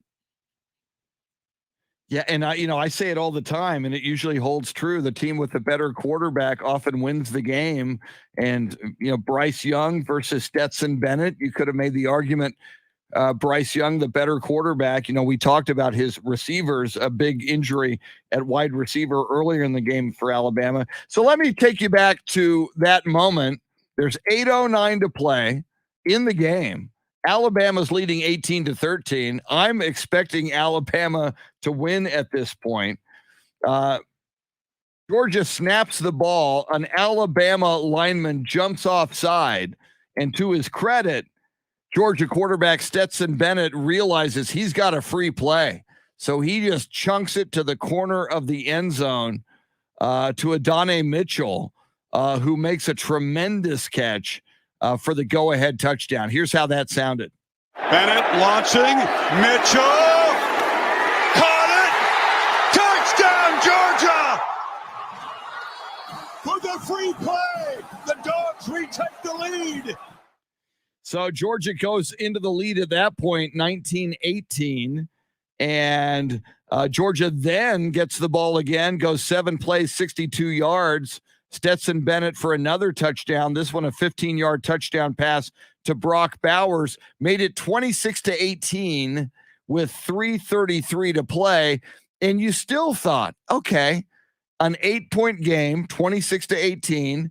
Alabama has the ball. As Shannon mentioned, Bryce Young, Heisman Trophy winner. It is Alabama. I expected them again. They're probably going to score. They'll probably get a 2-point conversion. We'll probably go to overtime. But then things did not go so well on this Bryce Young pass. From the pocket, launching downfield, underthrown and intercepted. Keely Ringo has an escort down the sidelines. All the way to the end zone. Keely Ringo, a 79-yard touchdown on the pick six. That would be your margin, 33-18, and the Georgia Bulldogs would win this football game. Georgia on the mountaintop. Demons be gone, and the drought is over. National champions at long last. Shannon, I can't hear that. It is so well put. Demons be gone, and the drought is over. Georgia Bulldogs win the national championship. I see already, Shannon, of course, I wake up this morning, the odds for next year are already out. Surprise, Alabama's favored to be national champions next year. I got to believe you're picking the Texas Longhorns to get to the national championship game next year. Sure. Mm-hmm. Yeah, absolutely. Year 2 for Sark. It's going to be amazing. Going all the way. Yeah. I'm more delusional in my Cowboys picks. I'll take Texas versus USC, Sark versus Lincoln Riley. Sark's second year at Texas, Riley's first year at USC. Something we'll get into, by the way, in a bit. News out of USC, the quarterback I talk a lot about because he's got a great name, Jackson Dart, in the transfer portal. A lot of people believe that means Caleb Williams might be coming to USC. We'll get into that. But, Shannon, you and I have had some fun this morning looking at what's causing a stir on the internets. I say plural to honor George W. Bush, who said it plural many years during his presidency. Barstool Sports has ranked the top 10 male singers of all time. And the top 2 on the list, I think maybe expectedly, Elvis Presley, number 1, Michael Jackson, number 2. Mm-hmm. But after that, there are some surprising names on this list. Yeah. Your thoughts on Barstool Sports' top 10 male singers of all time? This is a joke, right? Because there are real, heavy hitters on here, as you mentioned, Elvis Presley, Michael Jackson. You go down the list, Frank Sinatra, Otis Redding. But number 3, starting out in a boy band, Dream Street, a true boy band, because I think they were like 12 at the time, and then becoming a solo artist. He and his beautiful soul, Jesse McCartney, who he's great singer. Yes, singer, qualifies as singer, has albums, has songs. Top male singer of all time. I don't think so. You move a little bit further down the list, Adam Lambert, who I believe is the frontman for It's Queen, right? You have Adam Lambert on there, but you don't have Freddie Mercury, the actual singer of Queen, the guy that Adam Lambert tries to, I guess he's doing his own thing. He's not really impersonating him, but he's doing his best to be what Freddie Mercury was for that band, and he's not on there. And then just under him, Ryan Cabrera, who I can't even remember the one song that he had as a hit in like the early 2000s. Wow. I think now his celebrity is just hanging out with other people. Yeah, if you have to Google him, I don't think they should be on this list. And then number 9, I want to ask you if you even know who this person is. Chase Hudson, also better known as Little Huddy. I do not know Little Huddy. Is it Little or Lil? Lil. Huddy? Is it Lil? Lil. I do not know Chase Hudson. No, he is a TikTok star. Correctly on the Lil. He's on TikTok and he sings. Oh my God! Sort of, kind of on the side. So I don't know about this list, but let me check. Even number 10, Shannon, they put Bob Dylan at number 10. Bob Dylan is a great singer-songwriter. Yes, songwriter. He's a great songwriter, and he is a superstar.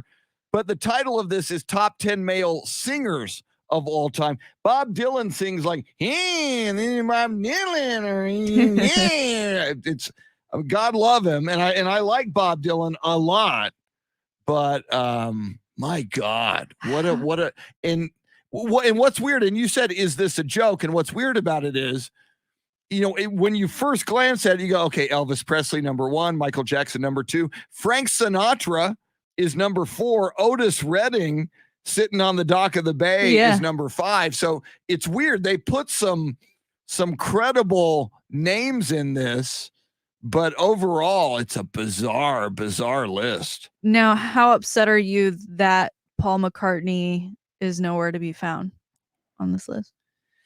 Well, and you bring up Jesse McCartney, who's number 3. Maybe that's it. Maybe Paul, it was a typo. McCartney. Yeah. Paul is more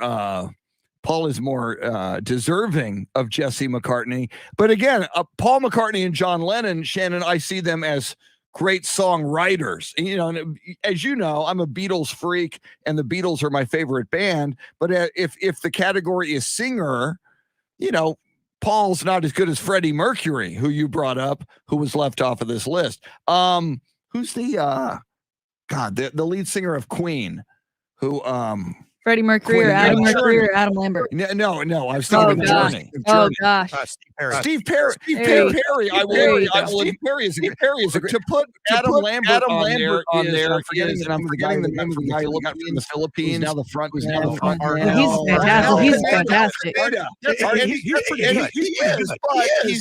He's not original. He's not Steve Perry. Put Adam Lambert on there and not Freddie Mercury is like putting Arnel Pineda on here and not Steve Perry. It's crazy. Where's Billy Joel? Where's Billy Joel?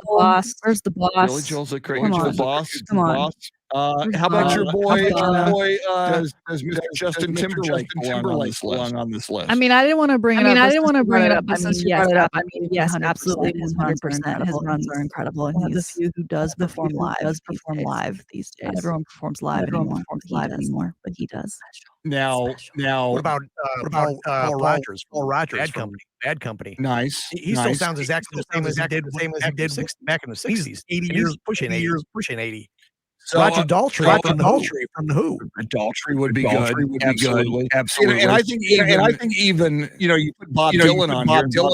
Bob's got a weird voice. Love him. He's a superstar. I think you can even put Mick Jagger on this list. Mick is distinctive as a singer. Granted, I would put Freddie Mercury and Steve Perry above Mick Jagger. Robert Plant of Led Zeppelin. You talk about a voice. Wow, Axel J. Miller saying Prince should be on the list. Yeah. list. Oh, yeah. I would agree with Prince. Gordon Weedman just said Robert Plant should be on the list. So it's getting a lot. And the way we found it this morning, we saw Freddie Mercury trending on Twitter. It's like, why is Freddie Mercury trending on Twitter? And it was because of this list put out by Barstool Sports, and because Adam Lambert, as you mentioned. Now I gotta wonder. And we got the cash contest coming up in about 20 seconds. But if you're going to put the top 10 male singers of all time, I think we have to put out the top female singers of all time. We might have to debate that one a little bit. Yeah, absolutely. So I think Adele, we'll do the cash contest here in a sec, but modern day, I think Adele makes that list, and you go all the way back to singers like Judy Garland. We'll talk about the ladies here in a moment, but it's 8:20. So it is time for our grand in your hand cash contest. Somebody will win $1,000 right now. We give you a keyword. We tell you the websites to go put that keyword, and somebody's gonna win it. So let's find out the keyword right now. Now your chance to win $1,000. Just enter this nationwide keyword on our website. Green. That's green. Enter it on our station website now. The website is green. So Shannon and I do suggest you go to both websites. You can play it twice. AM 1300 The Zone and ticket760.com. And yes, every hour from 7:20 in the morning until 6:20 at night on these radio stations, we do the cash contest. Somebody wins it every hour. See, Shannon and Dave, I think you and I in 5 minutes or less come up with a better top 10. I think we just did with our additions to the male singers and female singers as well. How hard is it? How hard is it? Tough. Not that tough. And I sent you on our private chat the official female version of the male version. Got the female version. This one is better to me, except by them adding Addison Rae as number 10, another TikTok star, and Ashley Simpson, who is best known for lip syncing on Saturday Night Live. She can't sing live. Why would she be on a list? I mean, I'd take her sister Jessica Simpson over her. See, that's what's so weird about this. And I'm looking at Shannon, and I'll post it on the live video as well. The top two of the top 10 female singers. They start off, Mariah Carey. I can live with that. Number two, Whitney Houston. I can live with that. But then you get into an Ashley Simpson, and it's almost like punk. It's like, we're having you read this, but we're also going to punk you because we're also going to put something bizarre in here. Ashley Simpson. It's almost like a terms and conditions where you only read the first couple of, and you're like, this is totally fine. But you realize later that there's absolute nonsense going on in there. And it's too late. You've already shared it with the world. But number 3, JoJo, she's a pretty good singer, but she's not legendary. We've got Lady Gaga. Okay. I guess Aretha Franklin, Beyonce, Tina Turner, and then Adele at number 9. I mean, Adele is top three status. Sure. Not already there.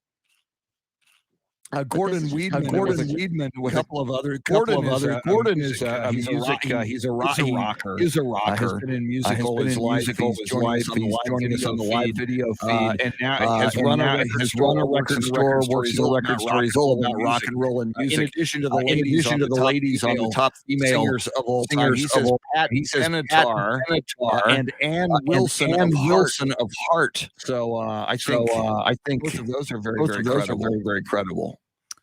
So but you know what? And Shannon, I just wonder, obviously Barstool Sports wants hits. If they would have been conventional, and if both of these would have been like straight ones without the Ashley Simpson or without the Adam Lambert or without the and the only one I really, Addison Rae, I guess.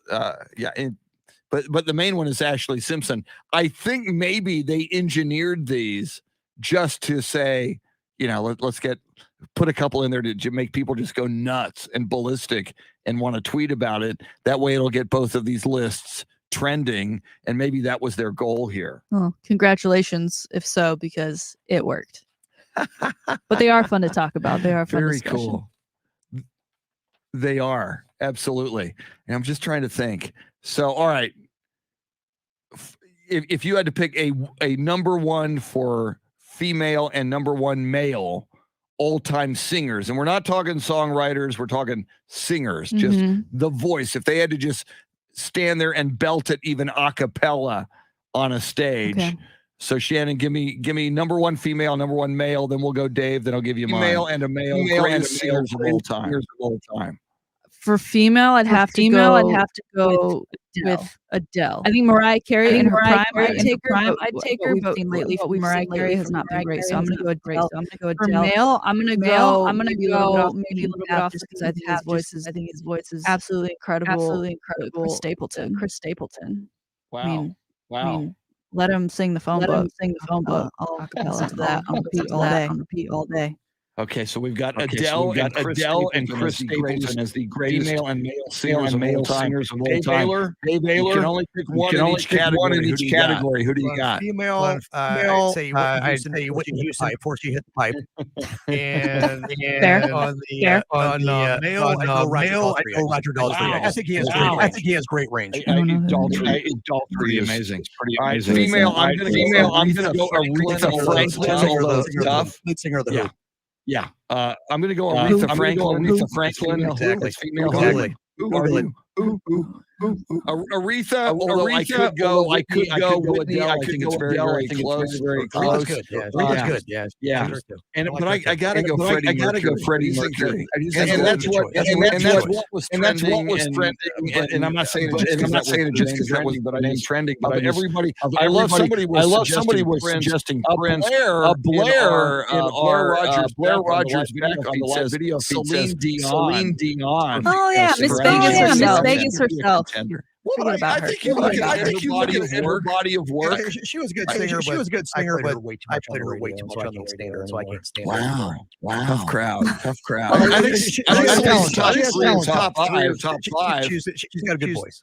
And Gordon Reed was saying Johnny Mathis should be considered. Johnny Mathis is pretty darn good. Anyway, that was fun. Thank you, Barstool Sports, creating controversy, making us think about the top female and male singers. As we roll forward, I want to talk a little more, not only NFL football and NFL playoffs, but college football. Lincoln Riley goes to USC.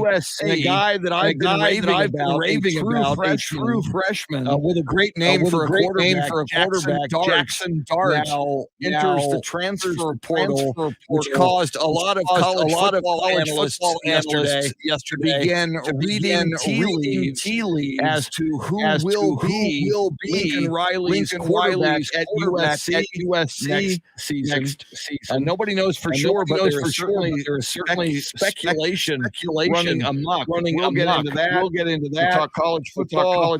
We'll talk NFL and playoffs, especially as we gear up Cowboys and 49ers coming up this weekend. He is Shannon, Salty, Sweeney. Dave Oehler is your Soundscape Stylist. I'm Chris. We're with you till 9 on the Chris Duel Show.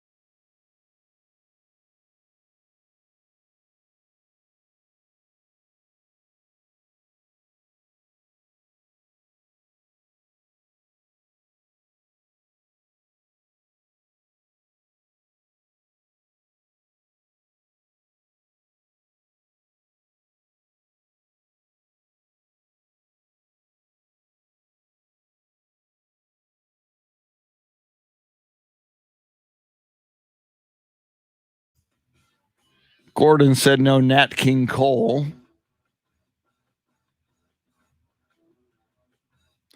Bill Brendel said it's a bad list.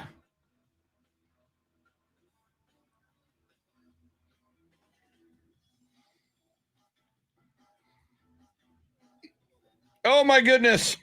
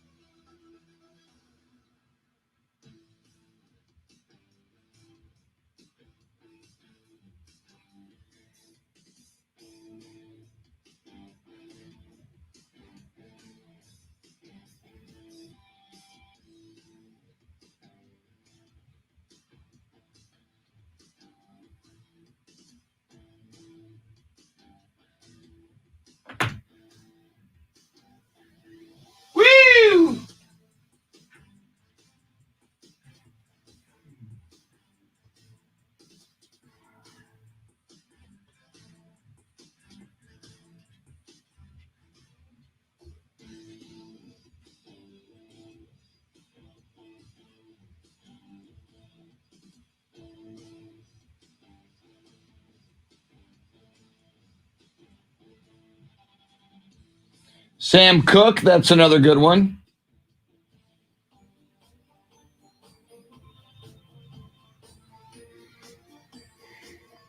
John Williams says Simon and Garfunkel.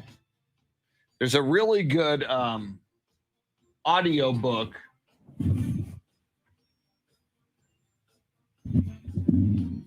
Malcolm Gladwell sits down with Paul Simon and talks about his life and his career in music. It's a really good audiobook that I got recently. I do recommend it for Paul Simon fans. Gordon Weedman says Joe Cocker. I love Joe Cocker. That was such a distinctive voice. I'm a big Joe Cocker fan.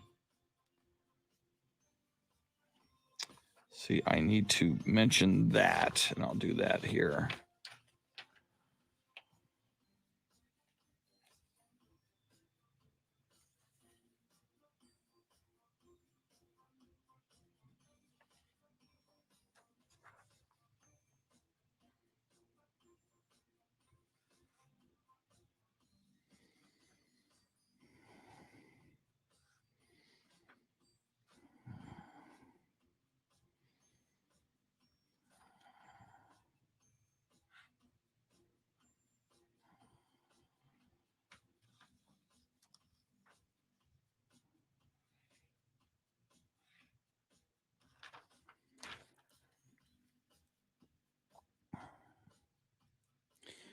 Pablo Perez says this weekend should be on fire with all of the playoff action. I would agree.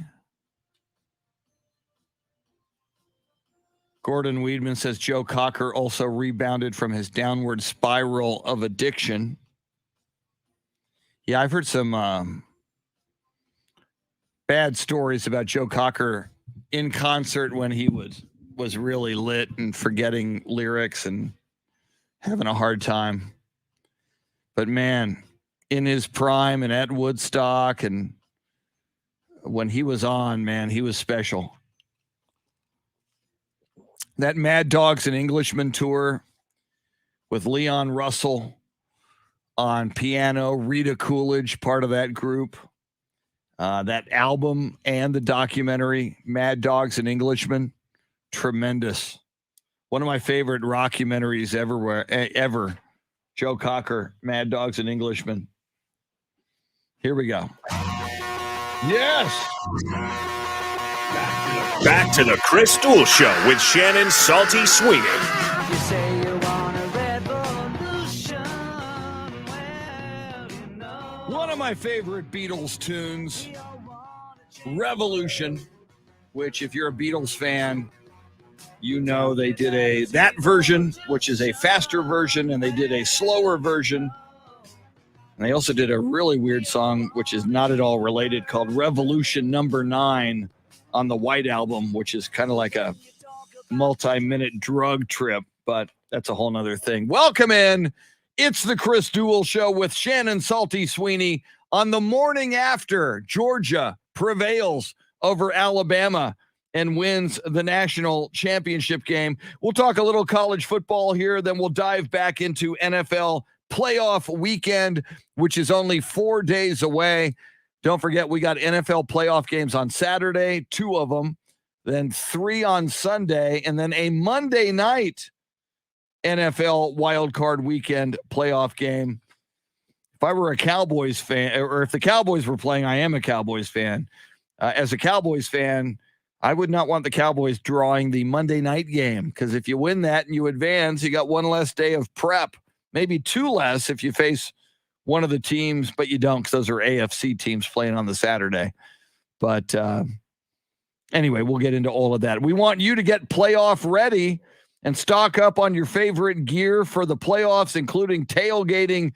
Everything you need is at Academy Sports and Outdoors. And right now, if you log on to either of the 2 websites, I would do both, ticket760.com and am1300thezone.com. You can register to win a $100 Academy Sports and Outdoors gift card. Academy Sports and Outdoors, the official sporting goods retailer of the Dallas Cowboys. They are your destination for Cowboys gear and all things tailgating. And you can gear up for the playoffs with fan favorites, including jerseys, hoodies, tees, drinkware, and more at prices you will love. Gearing up for the playoffs. So Shannon, yesterday it broke on social media and lots of speculation in its aftermath. I've been talking to you throughout the season after he had a breakout game as a true freshman coming off the bench for USC at Washington State when starting quarterback Keaton Slovis was knocked out of the game. A guy with a great name for a quarterback, Jackson Dart, who wears like a streak of eye black down one side of his face. Looks a little like Alice Cooper with the makeup. We learned yesterday, Shannon, he is going into the transfer portal, and not just regular people, but some actual college football analysts believe this might mean Caleb Williams, who did an official visit to USC a few days ago. And I do believe Lincoln Riley and the USC staff took him to a Lakers game. Caleb Williams might be following Lincoln Riley from Oklahoma to USC. How do you feel about this story? Yeah, Caleb Williams still living out the life that Spencer Rattler wanted so badly to live. I didn't get to see much of Jackson Dart this season, but it is interesting now with the transfer portal. and I don't know what else they have to look at as far as quarterbacks right now, but it almost forces a player's hand if you get a new head coach who is able to recruit other guys to transfer in and guys that he has already coached before, like a Caleb Williams, and almost force the hand of this player to say, hey, I'm going to go after this guy really hard. I hope he comes here, and just letting you know if he does, we'll have a quarterback battle. But like, obviously, I think he's going to be the guy. So it's up to you if you want to leave or not, but maybe you should leave. But as a USC guy, I mean, how do you feel about, I mean, you love his name, right? I mean, Dart, I mean, he's darted into the transfer portal and won't be darting over the field for USC, it seems, in the future. But your thoughts on him leaving, where he might end up, and then if Caleb Williams does end up coming to USC, and I mean, not only are you now going to have Lincoln Riley, former Oklahoma Sooner head coach, but the former Oklahoma Sooner quarterback being the star of the show for USC and those Trojans. And a lot of people think it's going to happen that way. I watched the game that Jackson Dart, and it was only one game where he had this big impact, but he was a true freshman this past year, came off the bench when the USC starter, Keaton Slovis, was knocked out.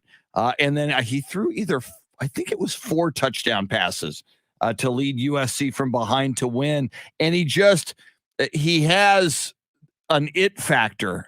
I didn't know a lot about Jackson Dart. He's from Utah. He went to high school in Draper, Utah.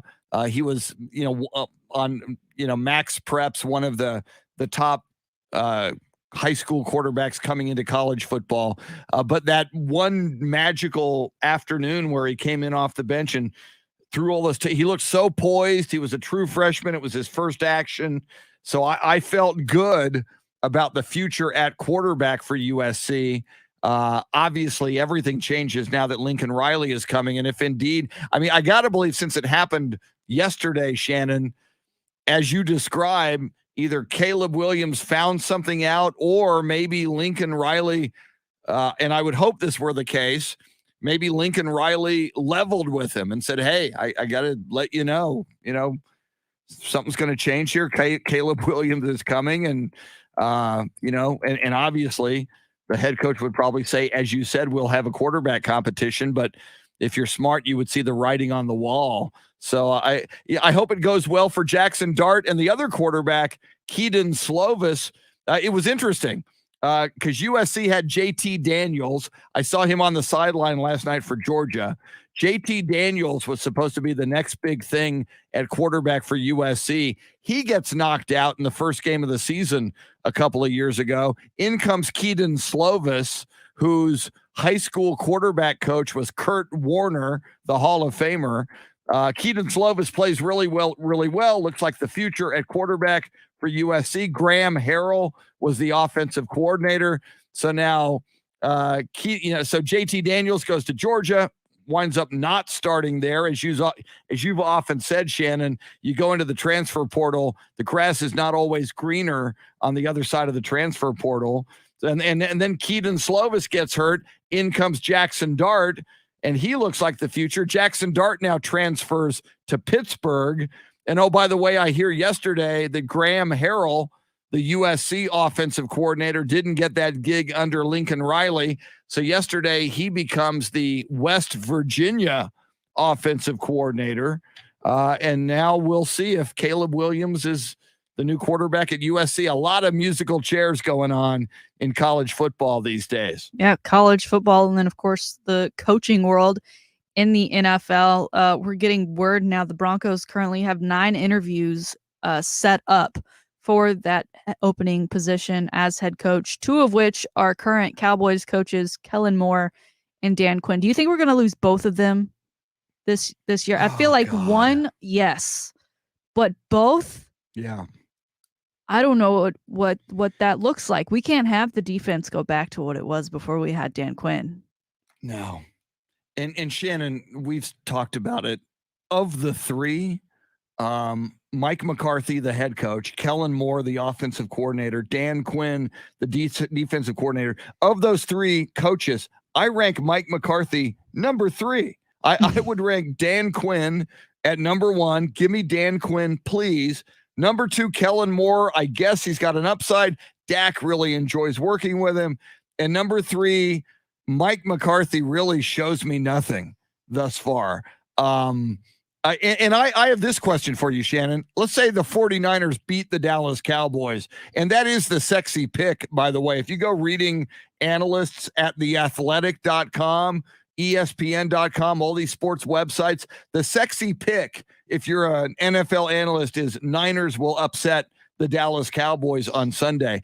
If the Cowboys lose and Mike McCarthy and the Cowboys go one and done after expectations were so high this season, does Jerry Jones consider replacing Mike McCarthy? Do you, before Dan Quinn or Kellen Moore walks out the door, if you're Jerry Jones, do you maybe blow out Mike McCarthy to keep one of those guys? What do you think? I think a normal GM would heavily consider bringing up Dan Quinn or Kellen Moore and blowing out Mike McCarthy. Jerry Jones, though, is the question. And I don't know. I don't know if it's still everything is Jerry Jones. I don't know how much Steven is in. He's the wild card to me in this scenario. I don't think you can continue giving McCarthy COVID years or whatever when you have this talent on your coaching staff who are clearly worthy of head coaching gigs, and you're not satisfied and believing fully in who you've got. You got to make a move, and I think the smart move would be to keep one of those two guys you already have in your organization rather than going somewhere else. Yeah, and if you blew out Mike McCarthy and you throw a ton of money at Kellen Moore, and if you're Kellen Moore, do you want the Broncos job? You got to wonder which of these gigs you're going to get offered. One of the problems with the Broncos job is at quarterback, as we've discussed, Shannon. Typically, if you're going to be a great coach, you tie yourself to a great quarterback.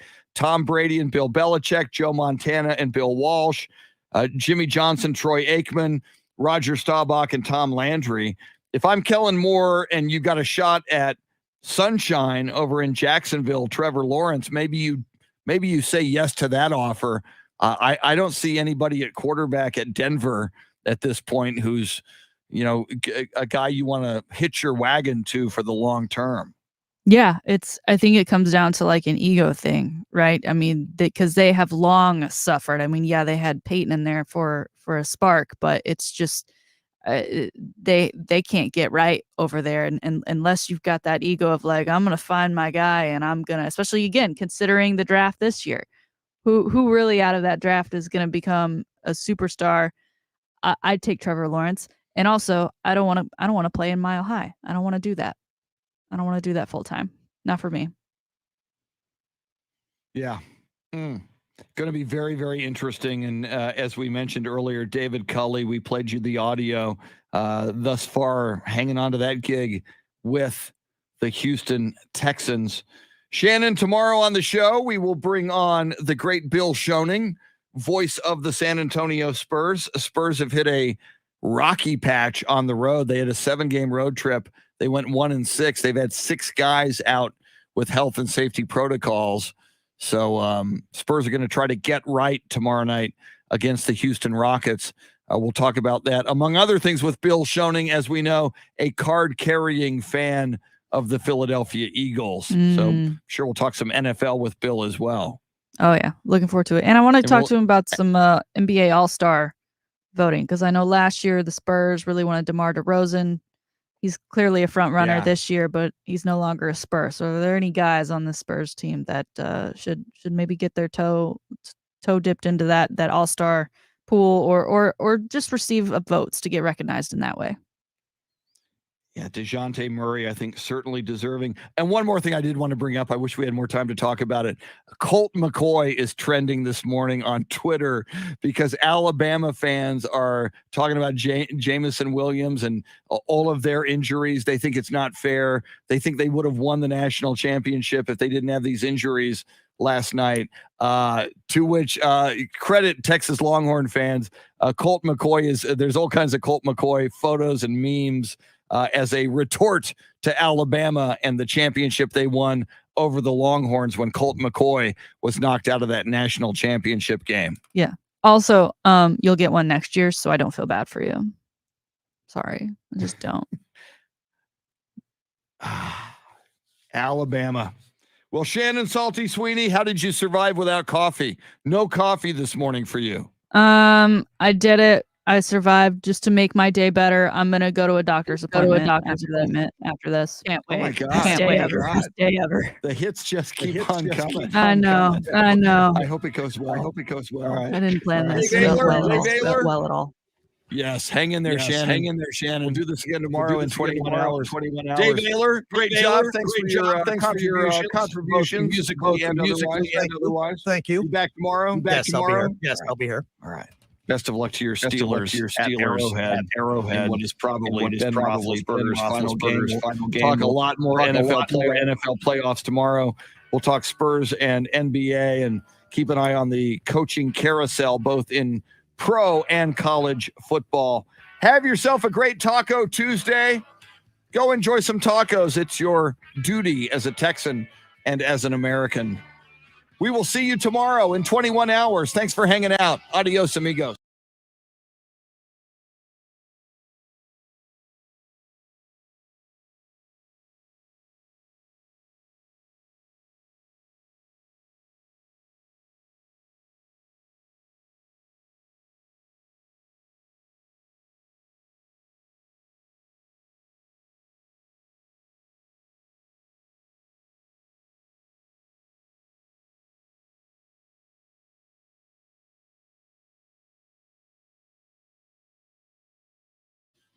And I just realized I was muted. Sorry about that. This whole mute thing, I got to get used to it. It's new territory. See y'all later. Have a great Taco Tuesday. We'll see you in 21 hours. Adios.